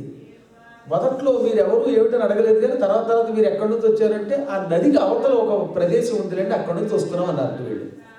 రోజు పగలంతా ఆ పాములు ఇద్దరు ఈ రాజుగారి ఉద్యానవనానికి రావడం, ద్విజ రూపంలో వీళ్లతో కలిసి చర్చలు చేసి సాయంత్రం చీకటి పడగానే మాత్రం మా ఊరు వెళ్ళిపోవాలి, మా నాన్నగారు బెంగ పెట్టుకుంటారు అనగానే నేను వచ్చి పెడతానని బట్టి అబ్బెబ్బెబ్బే అలా రాకూడదు నువ్వు నిషేధం అని నది దగ్గరకు వచ్చి పడవ దాటి అవతలకు వెళ్ళి నది దాటగానే అదృశ్యమైపోయి పాతాళానికి పోయేవారు. ఈయన కూడా వాళ్ళని ఎక్కువగా అడగలేదు. క్రమంగా స్నేహం చాలా గాఢమైపోయింది, ప్రగాఢ స్నేహం. చివరికి ఎలా తయారైందంటే ఈ రాజకుమారుడు సూర్యోదయం అవడంతో ఎప్పుడు వస్తారా ఈ ఇద్దరు అన్నదమ్ములు, వాళ్ళతో కలిస్తేనే స్నానం చేస్తాను, వాళ్ళతో పాటే భోజనం చేస్తాను అనుకున్నట్టు పొలుపొగ మధ్యనాంబర విభూషణ ధారణ చేయుచుండి వాళ్ళతోటే భోజనాలు, వాళ్ళతోటే అలంకారాలు, వాళ్ళతోటే స్నానపానాదులు, వాళ్ళతోటే రకరకాల ఆభరణాలు ధరించడం, వాళ్ళతోటే చర్చ, వారే లోకం అయిపోయింది. స్నేహం అలా పెరిగింది. ఇప్పుడు రాజుగారికి కూడా అనుమానం వచ్చింది, ఏమిట్రా ఇంత పూర్వం అప్పుడో ఇప్పుడో మన ఇంటికి వచ్చేవాడివి, కొత్త స్నేహితులు వచ్చాక వృత్తిగా రావడం మానేసావు, అసలు ఏమైపోయింది అని అడిగట్టు. ఒక రోజున ఈ ఋతధ్వజుడు తండ్రి శత్రుజిత్తు, ఏం చెప్పమంటావు నాన్నగారు, ఈ మధ్యన ఇద్దరు కుర్రాళ్ళు మంచి స్నేహితులు దొరికారు, ఆ స్నేహితులతో కలిసి తిరగడంలో నన్ను నేనే మర్చిపోయాను, మహాపండితులు కాంతి స్వరూపులు వాళ్ళు అన్నాడు ఈయన. వాళ్ళు ఎవరో ఏమిటో తెలియక రాజుగారు కూడా ఆ కాంతిని చూసి ఆయన మెచ్చుకున్నాడు. సంవత్సర కాలం ఈ విధంగా అశ్వతరుడి కొడుకులైన పాములు భూలోకానికి మానవ రూపాల్లో వచ్చి ఇతని స్నేహ వ్యామోహంలో పడి ఎప్పుడో రాత్రి ఇళ్ళకి వెళ్ళడం మొదలెట్టారు. ఈ అశ్వతరుడికి చాలా కాలం నుంచి పిల్లలు కనబడక ఎప్పటికప్పుడు కాపలా వాళ్ళని ఇంకా సేవకుల్ని, ఒరే మా అబ్బాయిని ఏమయ్యారని అడిగితే ఏమో తెలియదండి, సూర్యోదయం అవడం చాలు పరుగు పరుగున భూలోకానికి పోతున్నారు, అర్ధరాత్రికి వస్తున్నారు, మరి ఏం చేస్తున్నారో మాకు తెలియదన్నారు కాపలా వాళ్ళు. ఒకరోజు నేను అర్ధరాత్రి దాకా కొడుకులు వచ్చేదాకా ఆగి వాళ్ళని గట్టిగా పట్టుకుని, ఒరే ఈ మధ్యన తరచుగా చూస్తున్నారు, మీరు రోజు భూలోకానికి పోతున్నారంట, ఎందుకు వెళుతున్నారు, ఏం చేస్తున్నారు అని అడిగాడు. నాన్న నీ దగ్గర అసత్యం ఏం చెబుతాం, భూలోకంలో ఋతధ్వజుడని ఒక కుర్రవాడు దొరికాడు, ఒక యువరాజు, వాళ్ళ నాన్నగారు శత్రుజిత్తు. ఈ కుర్రవాడు ఎటువంటి పండితుడు, బుద్ధికి బృహస్పతి, ఇంకా ధనంలో కుబేరుడు, శరీర బలంలో సాక్షాత్తు వాయుదేవుణ్ణి మించిపోయాడు, వాయువుకి మహాబలి అని పేరు, వీడంత బలవంతుడు. అశ్వారోహణం, గజారోహణం, ఖడ్గచాలనం, ధనుర్విద్యా నైపుణ్యం ఒకటేమిటి వాడి దగ్గర లేనిదంటూ లేదు. ఇంకా వాడు వీణ వాయిస్తూ ఉంటే సరస్వతీదేవి కచ్చెపిరి వాయిస్తున్నట్టుగా ఉంటుంది. కంఠం అతనిది పరమమధురం. అతను పాటలు పాడుతూ ఉంటే రాళ్ళు కరిగిపోతాయి. సాధారణంగా ఒక విద్యలో గొప్పవాడైతే రెండో విద్యలో గొప్పవాడు అవ్వలేడు. పురాణం చెప్పేవాడు వచ్చి సాఫ్ట్వేర్ అవ్వలేడు, సాఫ్ట్వేర్ వాడు పురాణం చెప్పలేడు. ఈ రెండు ఉంటే సంగీతం వాయించలేడు, సంగీతం వాయిస్తే సంగీతం వాయించలేడు. అన్నిటికీ ఒకదానికొకటి వ్యతిరేకం. కానీ ఈతని దగ్గర అది ఇది అని కాకుండా సకల విద్యలు, చతుషష్ఠి కళలు ఉన్నాయి. అందుకని అతని విద్యలకి, అతని ప్రేమకి, అతని స్నేహానికి లొంగిపోయి మేము రోజు అక్కడికి పోతున్నాం అనగానే పుత్రహధన్యవతో యస్య పరోక్షే ప్రశంసితః. వేదవ్యాసుల వారు మూలంలో అన్నారు, ఆహా ఆ శత్రుజిత్ అనే రాజు అదృష్టవంతుడు, ఎందుకంటే వాళ్ళ అబ్బాయి ఇలా పరోక్షంలో పొగడబడుతున్నాడు. ఎవడు ధన్యాత్ముడు అంటే మన పిల్లల్ని మన ఎదురుగుండా పోవడం మీద గొప్పే ఉంది. ఎదురుగుండా ఉన్నప్పుడు అందరూ కూడతారు, బయటికి వెళ్ళాక ఫలానా వాళ్ళ అబ్బాయి అండి, ఫలానా వాళ్ళ అమ్మాయి అండి అని పొగడాలి. అక్కడ మొహమాట ఉండవు కనుక మీరు చూడండి, ఎప్పుడన్నా రహస్యంగా పక్క నుంచి వింటే తెలుస్తారు. వాళ్ళ ఎదురుగుండా ఉన్నప్పుడు పొగిడి బయటికి వెళ్ళాక వాళ్ళ అబ్బాయి దొంగండి అనేవాళ్ళు ఎంతమంది లేరు. అబ్బా ఆయనంత పండితుడు లేడండి, ఎదురుగుండా పొగిడి పక్క వెళ్ళాక వాడి మొహం వాడికి ఏం రాదండి, ఏదో మొహమాటాలు వింటున్నాం పురాణం అన్నవాడు లేరా. అలా ఉన్నవాడు ఉంటారు, ఇలా ఉన్నవాడు ఉంటారు. కాబట్టి ఎదురుగుండా ఉన్నప్పుడు ముఖ ప్రశంస చేయడం కాదు గొప్ప, పరోక్షంలో పొగడబడాలి. అరయగా ఎవ్వని పుత్రుడు పరోక్షమున నిట్లు పొగడబడు సతతము సత్పురుషులచే ఆతడు పుత్ర వరుని కన్నవాడు. ఎవడు అదృష్టవంతుడు పరోక్షంలో ఎవరి కొడుకుని ఇతరులు పొగుడుతారో సత్పురుషుల చేత, పైగా అది కూడా పొగిడేవాడు కూడా పనికిమాలినవాడు కదా పొగడటం. మహానుభావులు మన పిల్లలు పొగిడారంటే అది మన భాగ్యం. ఆ రాజు అదృష్టవంతుడు, మీరు అతని కొడుకును నా దగ్గర పొగుడుతున్నారు కనుక. నాయనలారా, మీకు మిత్రుడంటే నాకు కూడా పుత్రుడితో సమానమే. నా పుత్రులకి మిత్రుడు నా పుత్రుడే, కాబట్టి వాడిని నేను సన్మానించాలనుకుంటున్నాను. వాడిని మన లోకానికి తీసుకురాలేదే, ఎప్పుడు మీరే వెళ్ళడం తప్ప. వాడికి ఏం కావాలో కోరుకోండి, రత్నాలా, కానుకలా, భోజనాలా, లడ్డూలా, మిరపసుండుండలా, దద్దోజనమా, కట్టుబంగల, ఏం కావాలంటే అది ఇస్తానంటే వాళ్ళిద్దరూ ముఖాముఖాలు చూసుకుని, నా అన్నగారు మీరు ఏమనుకోనంటే ఒక విషయం చెబుతా ఉన్నారు. చెప్పండి నాయన, ఏమిటి మొగమాటం అన్నాడు ఆయన. అతని దగ్గర ఉన్న రత్నాలు మన లోకంలో కూడా లేవు, కాబట్టి అతన్ని రత్నాలతో సంతోషపెట్టలేరు మీరు. భోజనాలు పాతాళ లోకంలో ఏమున్నాయి, అంతసేపు 3 పూట్ల పాలు నెయ్యి ఇవి తప్ప మన దగ్గరే ఉన్నాయి. ఆ లోకములో అతని రాజధానిలో వాళ్ళ వంట వాళ్ళు వండే పదార్థాలు మహామధురములు. ఆహారము మన లోకంలో అతన్ని సంతోషపెట్టగలిగేది లేదు. రత్నాదులు అతన్ని ఆనంద పెట్టగలిగేవి మన లోకంలో లేవు. సంపదలు అతని దగ్గర ఉన్నాయి. ఇక విద్యలు, అతని విద్యల ముందు మా విద్యలు దిగదుడుపు, కాబట్టి విద్యలతో అతన్ని సంతోషపెట్టలేము. అతన్ని సంతోషపెట్టగలిగే శక్తి ఈ పాతాళ లోకంలో ఉన్న వాసుకి, ఆదిశేషుడికి, మీకు మాకు ఎవరికీ లేదు. అనగానే ఇతనికి మతిపోయి, అంతటి మహానుభావుని చూడాలనుంది, మరి వాడిని ఎలా సంతృప్తి పరచగలము అన్నాడు ఆయన. ఒక్క కోరిక అతనికి ఉన్నది. ఆ కోరికని మీరు నేను ఎవరూ తీర్చలేము. త్రిమూర్తులు తప్ప ఈ లోకంలో ఆ కోరిక తీర్చగలిగేవాడు లేరు అన్నారు. మళ్ళీ వీళ్ళు, నాయనలారా, ఇందాకటి నుంచి మబ్బులో పెట్టి నా ప్రాణం తీస్తున్నారు, వాడి కోరిక ఏమిటో చెబితే కదా అది తీర్చగలమో లేదో చెప్తాం. ఆ కోరిక అసలు చెప్పరు మీరు, ఏ పని మనం చేయలేమంటారు. ఒక విషయం గుర్తుపెట్టుకో, ఇది సాధ్యంబు అసాధ్యం విధియని ఎవ్వండు పలుకునేనియు. ఇది సాధ్యం, ఇది అసాధ్యం అని ఎవడు పలుకుతాడో అటువంటి వాడు అజ్ఞాని. ఇది అసాధ్యం అనేది లేదు ఈ సృష్టిలో, కృషి చెయ్యాలి తప్ప. ఇక్కడ గొప్ప పద్యం రాసేటండి మారణ గారు. అరుగకుండెనేని గరుడుడై నన్ను ఒక్క అడుగు ముందు కరుగలేడు.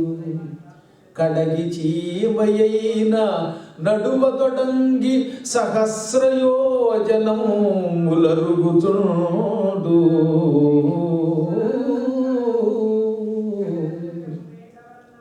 గరుత్మంతుడు చాలా వేగంగా వెళ్ళగలడు. నేను వేగంగా ఎగరగలను అని లోపల అనుకుంటూ ఇక్కడ కూర్చున్నాడు అనుకుందాం, కదలకుండా ఉత్సవ విగ్రహంలాగా. అప్పుడు గరుత్మంతుడు ఎక్కడికి పెడతాడు, ఎక్కడ వేసిన గొంగళి అక్కడే.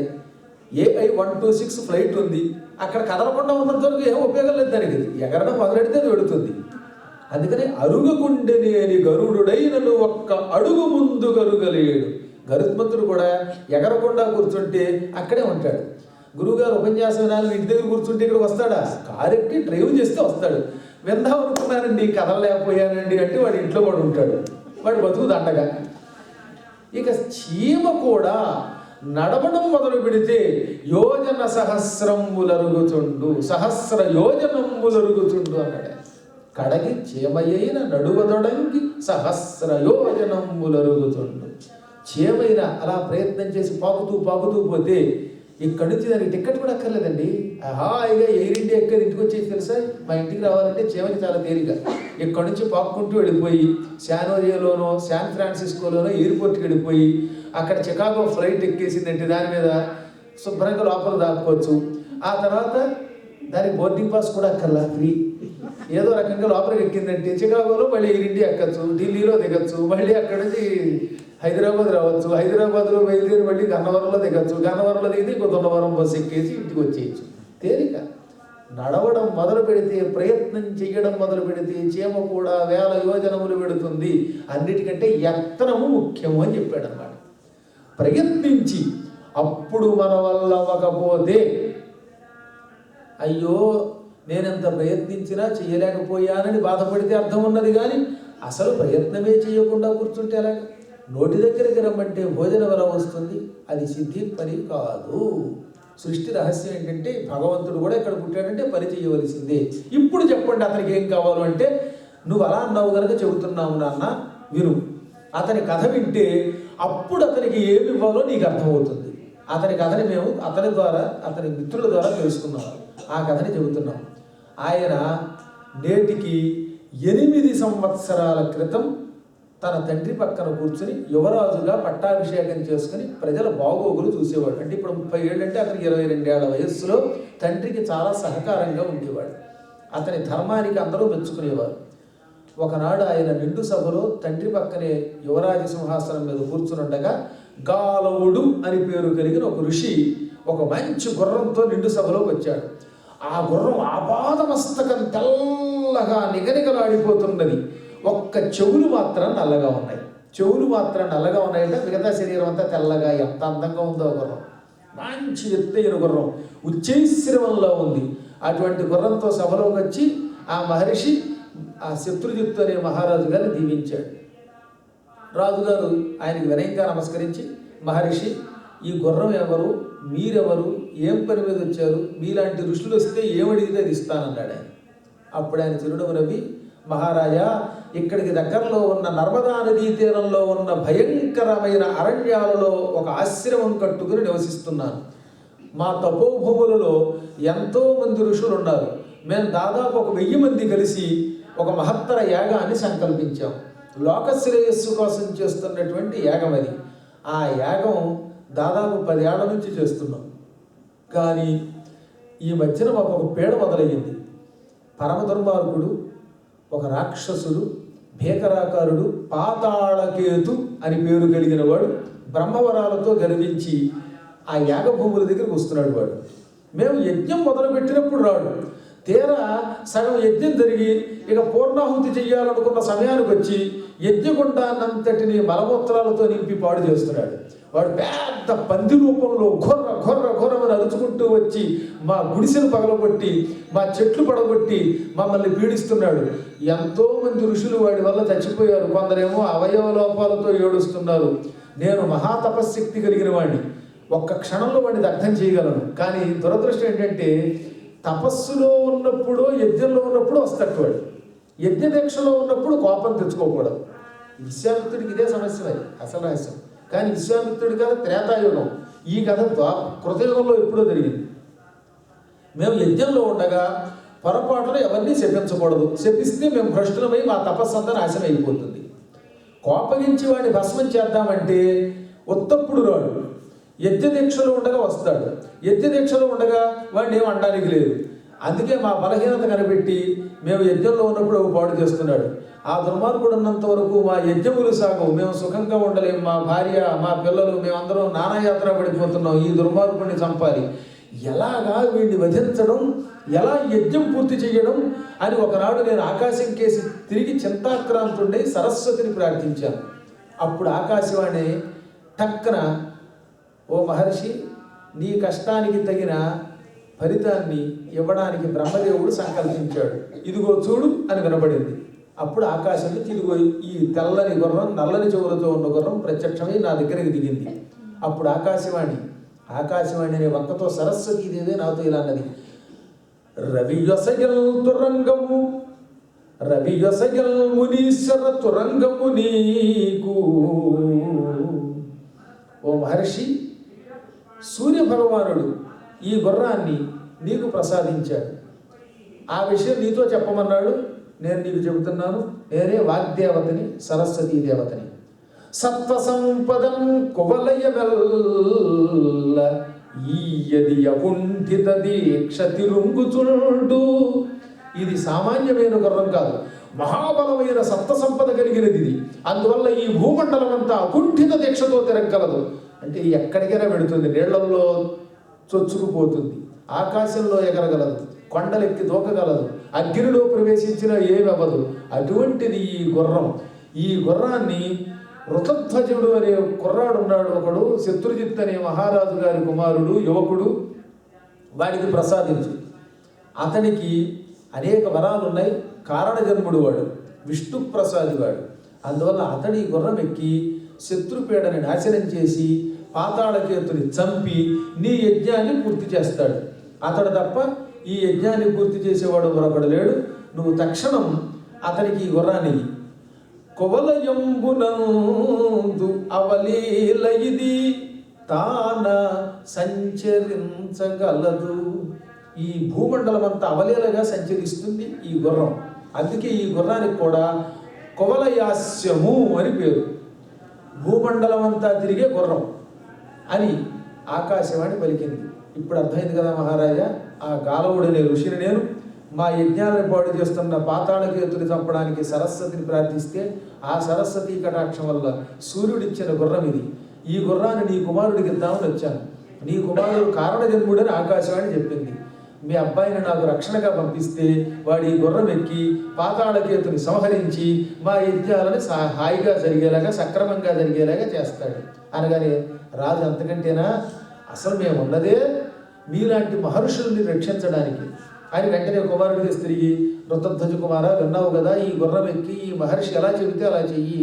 మహర్షుల్ని రక్షించడం కోసం మనం పుట్టాం. ధర్మ సంస్థాపన చెయ్యాలి, యజ్ఞాన్ని రక్షించాలి, ఆలయాలని రక్షించాలి. అర్చనాదులన్నీ సక్రమంగా జరిగేలా చెయ్యకపోతే ఆ రాజు రాజు కాదు, వెళ్ళు అనగానే ఋతధ్వజుడు తండ్రికి తల్లికి నమస్కరించి మహావేగంగా ఈ గుర్రం ఎక్కి ఈ మహర్షితో గాలవునితో అరణ్యానికి వచ్చాడు.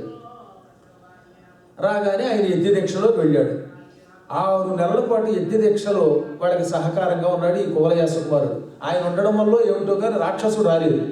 ఇక రేపే పూర్ణాహుతి అనగా అర్ధరాత్రి వేళ వచ్చి పడిపోయాట పాతాళకేతు. పెద్ద అడవి పంది రూపంలో వచ్చిపోయాడు, వనవరాహం అన్నమాట.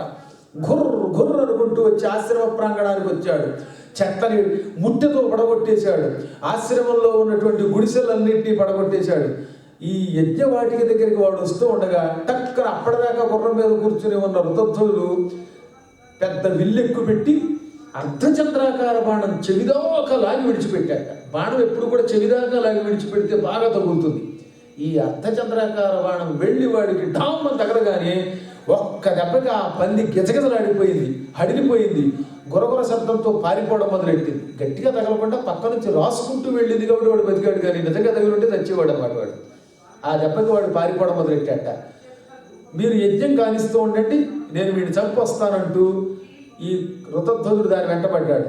కువలయాస్యము అనే గుర్రం మీద ఎక్కి వెళ్ళడం వల్ల అతన్ని కూడా కువలయాసుడు అనేవారు అనమాట, 2వ పేరుతో పిలిచేవారు.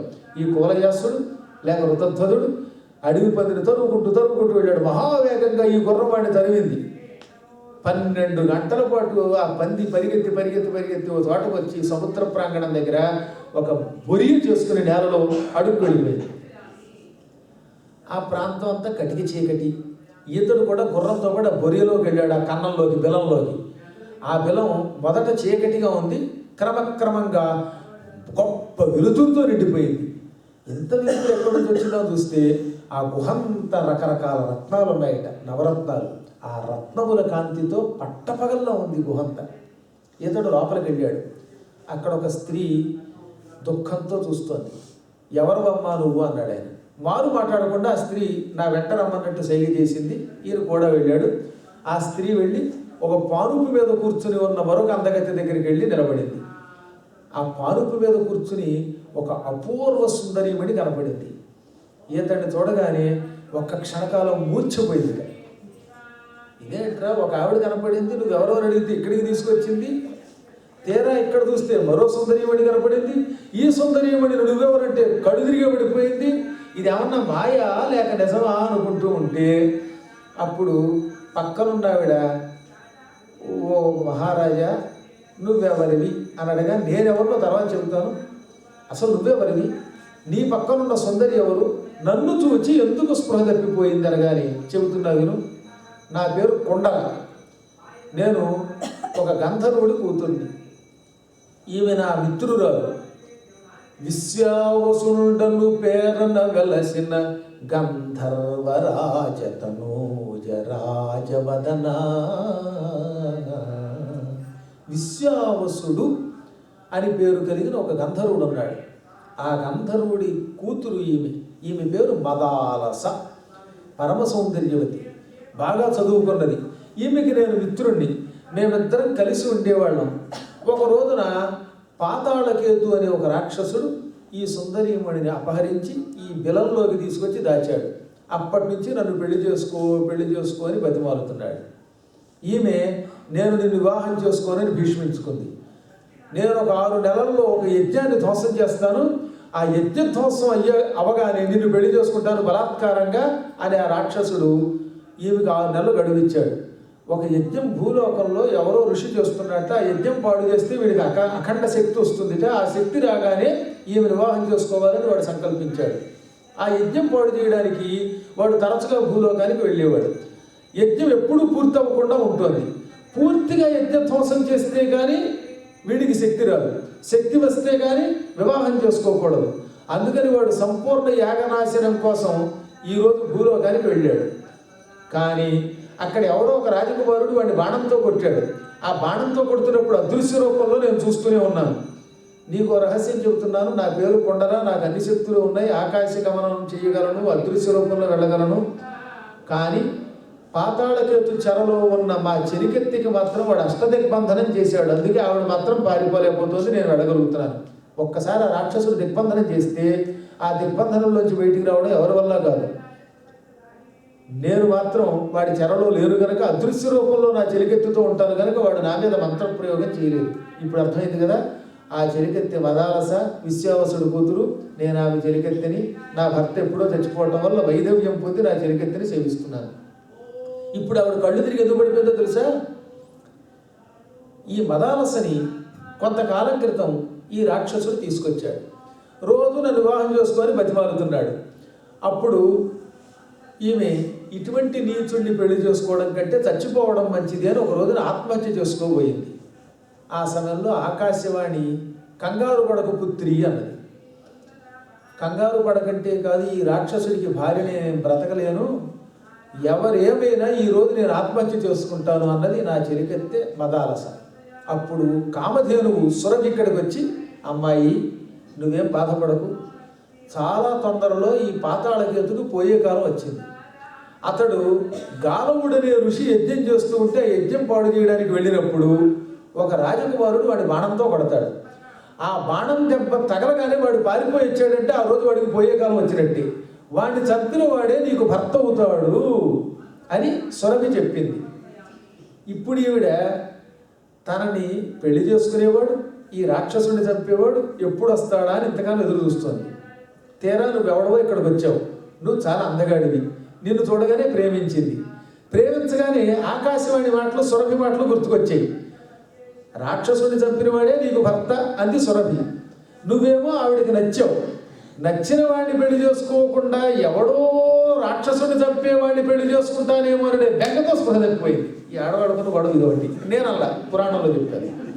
ఇప్పుడేమో నువ్వేమో అందగాడివి, నిన్ను ప్రేమించింది, ప్రేమించిన వాడిని వివాహం చేసుకోవాలా, లేక సురభి చెప్పిన ప్రకారముగా రాక్షసుడిని వధించిన వాడినే వివాహం చేసుకోవాలా? సురభి చెప్పిన వాడు అబద్ధం కాదుగా. అందుకనే బెంగతో ఈవిడ స్పృహ తప్పి పడిపోయింది అనగానే అతడు పక్కపక్కనవి, ఇది ఆశ్చర్యం, రాక్షసుడిని చంపేవాడి పేరేమిటి అన్నాడు. ఏమి అడగనట్ట. ఎవడో రుతధ్వజుట్ట, శత్రుజిత్ అనే రాజు కొడుకుట, వాడు రాక్షసుడిని చంపుతాట, వాడిని మా చెలికెత్తి పెళ్లి చేసుకుంటుందిట. ఇది సురభి చెప్పింది అనగానే ఎంత సృష్టి విచిత్రమో ఇప్పుడు నాకు తెలుస్తున్నది, ఆ రుతధ్వజుడిని నేనే అన్నాడు ఈయన. అప్పటిదాకా స్పృహ పడిపోయిందిగా, టక్కులు లేచిపోయింది ఆవిడ ఈ మాట చెవిలో పడ్డంతో. అదనమాట. మీరు చూసారు, పెళ్లి కుదిరి కానీ సెల్ ఫోన్లు ఒకటే ఫోన్లు ఇద్దరు కూడా పొద్దున్నది సాయంకాలం దాకా ఏం మాట్లాడుతారో తెలియదు 365 రోజులు. అలాగా ఒక్క దెబ్బకి అమృతం చెవిలో పడినట్టయి టక్కలు లేచి కూర్చుని, మహారాజా నేను అంత అదృష్టవంతురాలని, రుతధ్వజుడనేవాడు పాతాళకేతుని చంపుతాడని, అతడే నాకు భర్త అవుతాడని సురభి చెప్పింది, అతడినే నువ్వు ఎదురుగుండా వచ్చి నా కళ్ళ ముందు పడ్డం, నేను నిన్ను ప్రేమించటం, నువ్వే అతడి అవ్వడం, ఇదంతా ఈశ్వరీ కటాక్షం అని కొంచెం అప్పటిదాకా అతన్ని చూచి హాయిగా మాట్లాడిందిట.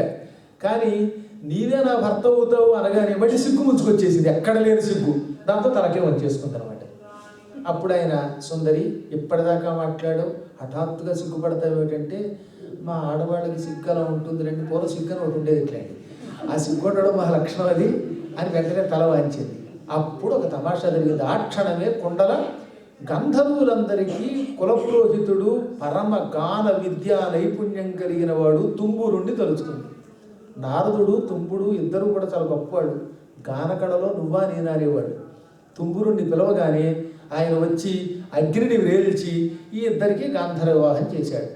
చేయగానే కుండల, మహారాజా నువ్వు పరమజ్ఞానివి, సకల విద్యా కళా కోవిదుడివి, మా చెలికెత్తి కూడా పండితురాలు, ఆవిడ గంధర్వ స్త్రీ, నువ్వు మానవుడివి, మీకు నేనేం చెప్పక్కర్లేదు. అయినా ధర్మం ప్రకారంగా కొన్ని బుద్ధులు చెప్పాలి. అన్నిటికంటే వివాహ బంధం పవిత్రమైనది. మీ ఇద్దరు ఒకరినొకరు నిజంగా ప్రేమించుకుని వివాహం చేసుకున్నట్టే అయ్యింది ఇప్పుడు. కాబట్టి చెబుతున్నాను, ఎట్టి పరిస్థితుల్లో ఈ చెలికెత్తిని, మా చెలికెత్తిని నువ్వు విడిచిపెట్టద్దు. ఆమె నీ మీదే ప్రాణం నిలబెట్టుకున్నది. భార్యని రక్షించడం భర్త విధి. అలాగే అమ్మాయి, ఈ భర్తని గౌరవించడం నీ విధి.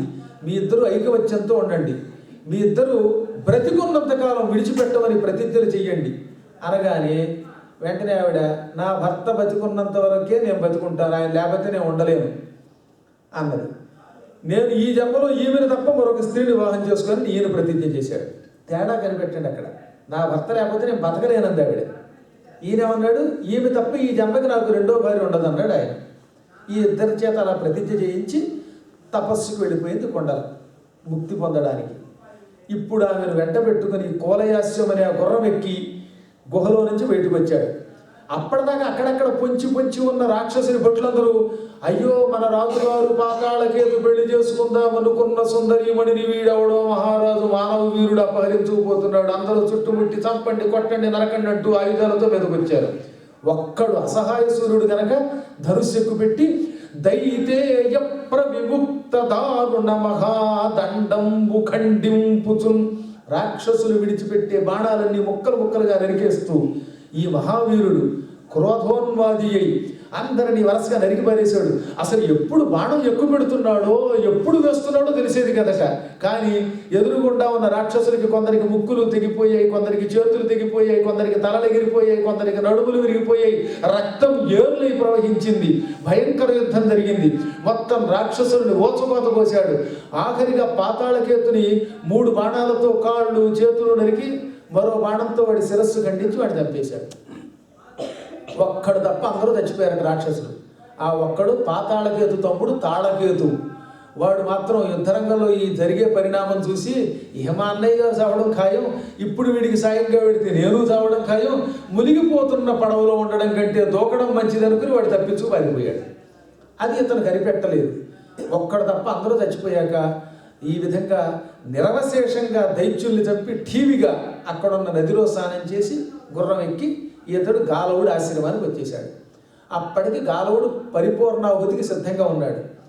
రాజకుమార, నీ ధర్మమానని రాక్షసులు చచ్చిపోయారనే విషయం నాకు తెలిసింది, సంతోషం.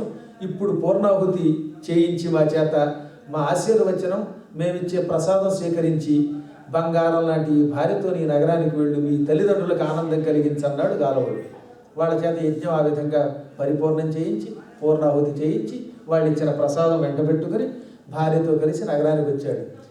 ఏదో కొడుకు అడవికి వెళ్ళి యజ్ఞాన్ని మాత్రమే కాపాడు వస్తాడు అనుకున్నాడు ఈ తండ్రి. ఏకంగా కోడలతో వచ్చేసరికి ఇంకా ఆనందం తట్టుకోలేకపోయాడు. ఇన్ని మేడలున్నా ఒక్క కోడలు లేకపోతే ఉపయోగం ఉంది నాయన, బంగారం లాంటి కోడలతో వచ్చేవరా, ఎన్ని జన్మలెత్తితే గంధర్వ స్త్రీ మన ఇంట్లో గడుగు పెడుతుంది అని మంగళహారతి ఇప్పించి వారిని ఘనంగా స్వాగతంతో లోపలికి ప్రవేశపెట్టించాడు మహారాజు. ఇక అక్కడి నుంచి వీళ్ళు హాయిగా కాలక్షేపం చేశారట. కొత్త భార్య కదా, ఒక 5-6 నెలల పాటు ఇంట్లోంచి బయటకు వచ్చాడు కదా ఆయన. అందుకని ఒక రోజున తండ్రి పిలిచి మందలించి, ఎంతకాలం ఇంట్లో కూర్చుంటావు నాయన, నీకు గుర్రం ఎందుకు ఇచ్చాడు గాలవుడు? భూమండలం అంతా తిరిగి ప్రజారక్షణ చేయడానికి, మహారాజ ధర్మం అది. ఏదో కొంతకాలం కొత్త పెళ్లి కొడుకు కనుక ఇంట్లో కాలక్షేపం చేసావు కాదనను. ఇంకా భూలోకంలో పరమ దుర్మార్గులైన రాక్షసులు కొందరున్నారు, వారు యజ్ఞాలకి విఘ్నాలు కలిగిస్తున్నారు. ఈ విఘ్నాలని కలిగించే రాక్షస వధ చెయ్యాలి, ప్రజల్ని కాపాడాలి, ఋషుల్ని కాపాడాలి, ఆశ్రమాల్ని రక్షించాలి, యజ్ఞాలు హాయిగా సాగేలా చెయ్యాలి. ఈ గుర్రం ఎక్కి పగటిపూట భూమండల సంచారం చెయ్యి, సాయంత్రం చీకటి పడగానే ఇంటికి వచ్చేయి. అంచేత ఇక్కడ భోగం, అక్కడేమో ప్రజారక్షణ, రెండూ ఏకకాలంలో జరుగుతాయి నాయన అనగానే తండ్రి గారి ఆజ్ఞ ప్రకారంగా ఆ రోజు నుంచి పగలంతా కువలయ సంచారం చేసి ఈ కువలయాస్య కుమారుడు ఋషుల్ని రక్షించేవాడు. సాయంత్రం తిరిగి ఇంటికి వచ్చేవాడు. ఒక రోజున ఆయన ఒక నదీ తీరానికి వెళ్ళాడు. నర్మదా నదీ తీరానికి వెళ్ళగానే అక్కడ ఒక ఋషి కనపడి, మహారాజా, నువ్వు ఎప్పుడు చూసినా ఈ గుర్రం ఎక్కి తిరుగుతూ ఉంటావు, అందరినీ రక్షిస్తావని అందరూ చెప్పారు. నేను చాలా కాలం నుంచి ఒక యజ్ఞం చేయాలనుకుంటున్నాను. యజ్ఞం అయ్యాక గొప్ప దక్షిణ ఇవ్వాలి, దక్షిణ ఇద్దామంటే నా దగ్గర ఏమీ లేదు, కటిక దరిద్రుణ్ణి. నీ మెడలో ఉన్న ఆభరణం నాకు ఇస్తే దానిని నేను ఎవరైనా ఒక పండితుడికి దక్షిణగా ఇస్తాను, ఇస్తావా అన్నాడు. అనగానే అదేమిటండి ఇంత చేసి నీకు కావాల్సింది నా కంఠాభరణమేనా? అడిగితే రాజ్యమే ఇస్తాను. మీలాంటి ఋషులు అడిగితే మెడలో గొలుసు ఇవ్వకుండా ఉంటాను, అంత పాపాత్ముండా తీసుకోండి అన్నాడు. పూర్వం అలా గొలుసు ఇచ్చేసేవారు గురువులకి అడగగానే. అందుకని వెంటనే కంఠాభరణం తీసి చేతిలో పెట్టాడు. మహారాజా మరొక్క కోరిక, ఇది నా ఆశ్రమం, నేను మళ్ళీ తిరిగి ఇక్కడికి వచ్చి నిన్ను వెళ్ళమనేదాకా ఈ ఆశ్రమం దగ్గరే ఈ గుర్రం మీదే ఉండి నువ్వు కాపలాకాయి. నేను స్నానం చేసి నదీ తీరంలో యజ్ఞం పూర్తి చేసి దక్షిణ ఇచ్చి తిరిగి వచ్చేదాకా రక్షణ నీవే ఆశ్రమానికి. ఈ ఉపకారం చేస్తావా అంటే ఇదిగో మాటిస్తున్నాను, మళ్ళీ నువ్వు ఇక్కడికి తిరిగి వచ్చి నన్ను వెళ్ళమనేదాకా అంటే రిలీజ్ చేసేదాకా ఈ ఆశ్రమాన్ని నేను కాపలా కాస్తానన్నాడు ఆయన.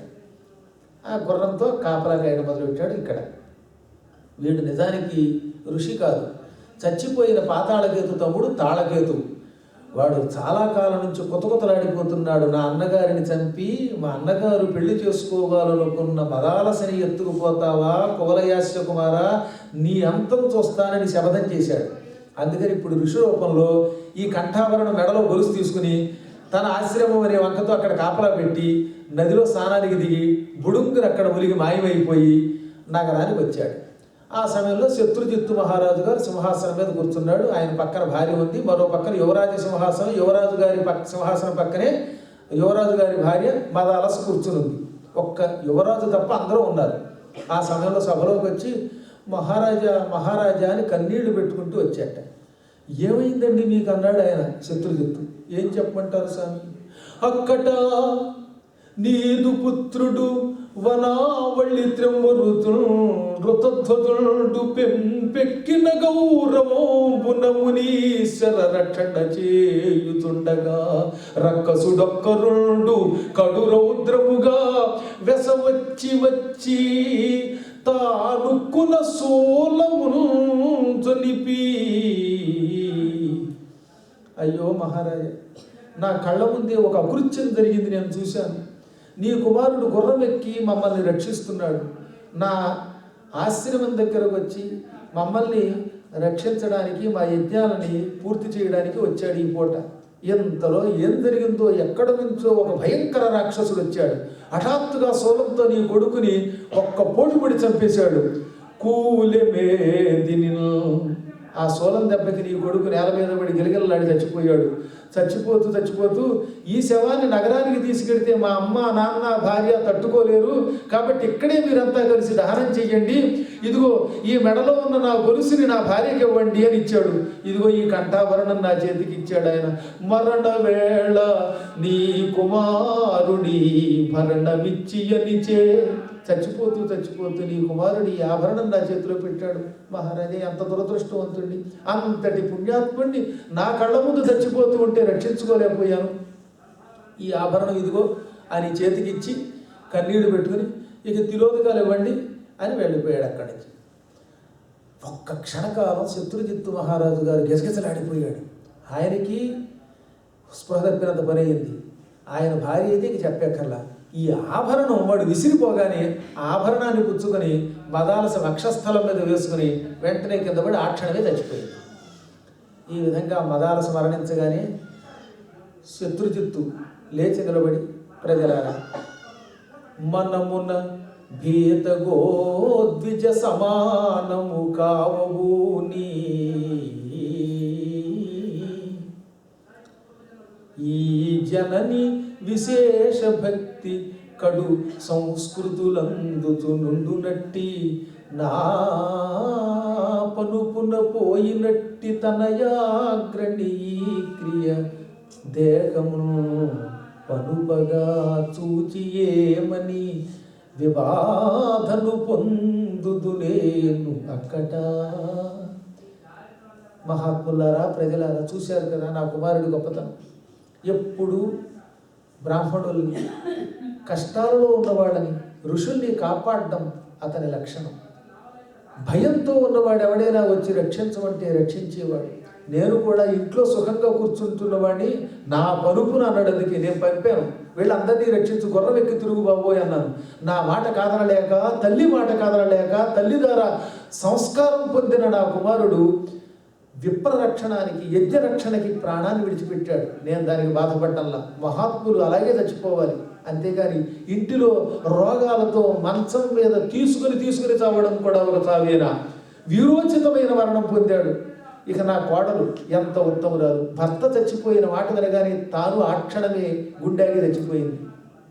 నిజంగా ఆవిడ్ని బతికుంటే రోజు ఎలా ఓదార్చాలో మాకు తెలిసేది కాదు. అంత ప్రేమ ఆవిడికి భర్త అంటే. ఇటువంటి బంగారం లాంటి కోడలు చచ్చిపోయినందుకు ఏడవనా, కొడుకు మరణించినందుకు ఏడవనా, లేక ఇద్దరు ఒకరి కోసం ఒకరు శరీరాలు విడిచిపెట్టినందుకు ఆనందించనా? ఇప్పుడు నేను అయోమయ స్థితిలో పడ్డాను. ఏమైనా మహారాజుని, మగవాణ్ణి, ధైర్యంతో ఉన్నాను. ఇక నా భార్య గురించే నా బెంగరగానే ఆమె లేచి, నా కుమారుడు ఉత్తముడు, 10 మందికి ఉపకారం చేయడానికి శరీరం విడిచిపెట్టాడు, నేను కూడా వాడి కోసం బాధపడను. జ్ఞాన దృష్టితో ఆలోచిస్తే ఇలాంటి వాళ్ళు ఉత్తమ లోకాలకు వెళ్ళిపోతారు. ఎవరైనా ఎప్పటికైనా వెళ్ళిపోక తప్పదు.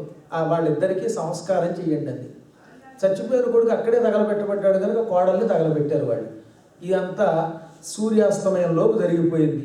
తిలోదకాలు ఇచ్చి సూర్యాస్తమయ సమయంలో అందరూ నగరానికి వచ్చారు. ఈ లోపు వచ్చిన పని పూర్తయిందిగా. ఈ తాళకేతు ఇక్కడ మాయమై మళ్ళీ నీళ్లలో మొలిగి ఈ శవం తగలబెట్టేదాకా ఆగిపోయిగా. ఏది మదాలస శరీరం. అప్పుడు ఆశ్రమం దగ్గరికి వెళ్ళాడు. ఋతధ్వజ కుమార, నీ ధర్మమానని నా సంకల్పం నెరవేరింది, నేను అనుకున్న పని హాయిగా అయ్యింది, ఇక నిశ్చింతగా వెళ్ళిరా అనగానే, ధన్యోస్మి, మీరు ఎప్పుడు కావాలంటే ఎప్పుడు వచ్చి మీ పని చేసి పెడతాను అని ఈయన గుర్రం ఎక్కి టిక్కి ఇంటికి వెళ్ళాడు. వెళ్ళేసరికి జెండా కిందకి దింపబడి ఉందిట. వీళ్ళ ధ్వజం నల్ల జెండా ఎగురుతోంది పైన. ఎక్కడ నగరంలో దీపాలు వెలిగించలేదు. పూర్వకాలంలో నగరంలో ఎవరైనా చచ్చిపోతే దీపాలు వెలిగించేవారు కాదు సూర్యాస్తమయ సమయంలో. చక్కని సంగీతం వినబడేది పూర్వం. ఇప్పుడు ఎక్కడ చూసినా సరే శివరంజని రాగం, ఈ భయంకరమైన రాగాలు కొన్ని ఉన్నాయి, అవి 7 రాగాలు అంటారు అన్నమాట. శివరంజని ఎప్పుడు కూడా ఏడడానికి వాడతారు బాగా, విషాదకరమైనటువంటి కాలంలో. దాంతోపాటు ఈ భైరవి, సింధు భైరవి రాగం కూడా దుఃఖకాలంలో ఎక్కువ వాడేవారు. ఈ రాగాలు ఎక్కువ వినపడుతున్నాయి. కళ్యాణి రాగము లేదు, అభేరీ రాగము లేదు, ఉట్టి భేరీ తప్ప. ఏమిటిది వాతావరణం ఎలా ఉంది, విషాదకరంగా. జెండా దిగిపోయింది, నల్ల జెండా పెట్టారు. కొంప తీసి మా నాన్నగారికి ఏమైనా ముసలివాడు కదా, ఈయనకి అనుమానం వచ్చింది. ఎంతసేపు అలా అనుకుంటున్నాడు తప్ప భార్య గురించి తెలియదుగా. ఏమైందో అనుకుంటూ నగరంలో అడుగుపెట్టాడు. అప్పుడే సభలో కుమారుడికి శ్రద్ధాంజలి ఘటిద్దామని సాయంకాల సభని తీర్చారట. ఇంకా సూర్యాస్తమయ సమయంలో రాజుగారు కూర్చున్నారు. అందరూ మౌనంగా కళ్ళు మూసుకుని ఉన్నారు. అందరూ అలా కళ్ళు తెరవగానే ఎదురుగుండా వీడు వచ్చాడు గుర్రం మీద. వీడు ఆయన పిశాచమై వచ్చాడా, తండ్రి మీద భ్రమ తీరక అనుకున్నారు. వాడు పిశాచం అనుకోవడానికి లేదు, ఎందుకంటే గుర్రం మీద రాదు. పిశాచం వస్తే అది వస్తే వేరే రకంగా ఉంటుంది. అందుకని అందరూ నిశ్చేష్టులు అయిపోయారంటే. కిమిదం తూచుహు, ఏమిటిది అనుకున్నారు ఒకరినొకరు. అప్పుడు ఇతను దిగొచ్చి తండ్రికి నమస్కరించి, నాన్న నన్ను చూసి అందరూ నిర్ఘాంతపోతున్నారు ఏమిటి, ఈ జెండా నల్ల జెండా పెట్టి అసలు జెండా తిప్పారు, దీపాలు వెలిగించట్లా, విషాదరాగాలు వస్తున్నాయి ఏమిటన్నాడు. నాయన ఒక్క మాట అడుగుతాను, నువ్వేనా అన్నాడు తండ్రి. నేనే నాన్నగారు. ఏమిటి అన్నాడు ఆయన. మళ్ళీ నువ్వు చచ్చిపోలేదా? నాన్న నేను చచ్చిపోవడం ఏమిటన్నాడు ఈయన మతిపోయి. ఈ జరిగింది తెలియదుగా. అప్పుడు ఆయన జరిగింది చెప్పి, కుమారా నీ కంఠాభరణం వాడు ఎవడో తెచ్చాడు, ఒక తాపసి నువ్వు చచ్చిపోయాడని చెప్పాడని అంతా చెప్పగానే వీడికి మతిపోయి, నాన్నగారు కొంప మునిగిపోయింది, వాడెవడో అయితే మోసగాడు, నేను వెళ్ళినప్పుడు తన ఆశ్రమాన్ని రక్షించమని ఏదో దక్షిణ కోసం నా కంఠాభరణం కావాలని అడిగితే ఇచ్చాను, ఇంతకీ మదాలసేది అన్నాడు. నాయన వాడు వచ్చి నువ్వు చచ్చిపోయాడని ఒక్క వార్త చెప్పడంతో నీ భార్య గుండెకి చచ్చిపోయిందిరా, వాడికి దహన సంస్కారం అయిపోయిందిరా అని గోళ్ళు మళ్ళీ ఏడ్చారు. అప్పుడు మొట్టమొదటిసారిగా కఠోర దుఃఖానికి గురైపోయాడు. తట్టుకోలేక, నా భార్య చాలా ఉత్తమురాలు, నేను చచ్చిపోయానని తెలియగానే గుండెకి చచ్చిపోయింది, కానీ నా హృదయం పాషాణం, నీచుండి, దుర్మార్గుండి, మాట ఇచ్చి కూడా ఆవిడతో పాటు చావలేకపోతున్నాను. ఇది కూడా బ్రతికేనా?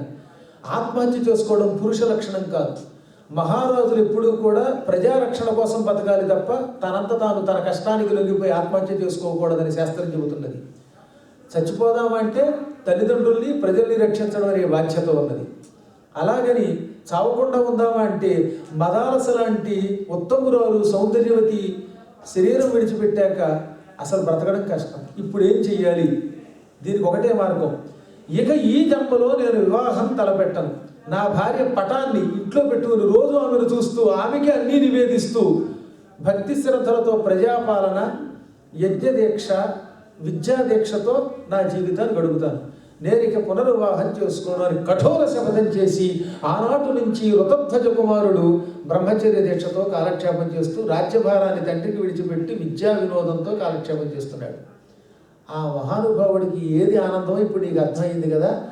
అతనికి రత్నాలు పనికిరావు, కానుకలు అక్కర్లేదు, భోజనాలు అక్కర్లేదు, వ్యర్థమైన ప్రసంగాలు అక్కర్లా. అతని భార్యని ఎవరైనా అతనికి బ్రతికించగలిగితే ఆయన్ని ఆనంద పెట్టగలిగినట్టు అవుతుంది. నాన్న, అందుకే అతడు కోరుకున్న కోరిక తీర్చడం బ్రహ్మ విష్ణు మహేశ్వరుల వల్ల తప్ప మరెవరి వల్ల కాదు అన్నాను నేను అని ఈ పిల్లలు అనగానే అతడు తెల్లబోయి, ఇదే కదా, ప్రయత్నిద్దాం, ప్రయత్నిస్తే ఏది అవ్వకపోతే అప్పుడు చూద్దాం అని ఆ క్షణమే ఈ అశ్వతరుడు వెంటనే సరస్వతీదేవి దగ్గరికి వెళ్ళిపోయాడు, బ్రహ్మలోకానికి వెళ్ళిపోయాడు. అక్కడ 22 శ్లోకాలు ఉన్నాయి సరస్వతి స్తోత్రం మూలంలో. జగద్ధాత్రీం అహం దేవీం ఆరిరాధయిషు శుభాం స్తోష్యే ప్రణమ్య శిరసా బ్రహ్మయోనిం సరస్వతి. రోజు నేను చదువుతున్నానే, ఇది మార్కండేయ పురాణంలో అశ్వతురుడు చేసిన సరస్వతి స్తోత్రంలో మొదటి శ్లోకం. ఈ జగత్తంతటికి తల్లి అయిన సరస్వతీదేవిని నేను ఆరాధిస్తున్నాను. ఆవిడ బ్రహ్మరాజ్ఞి. ఆవిడ్ని భక్తితో వినయంగా నమస్కరించి, తల వంచి నమస్కరించి, ఇక శిరస అన్నాడు. అందుకే అంటే నమస్కారంలో కూడా తల వంచి నమస్కరించడాలు కొన్ని ఉన్నాయి.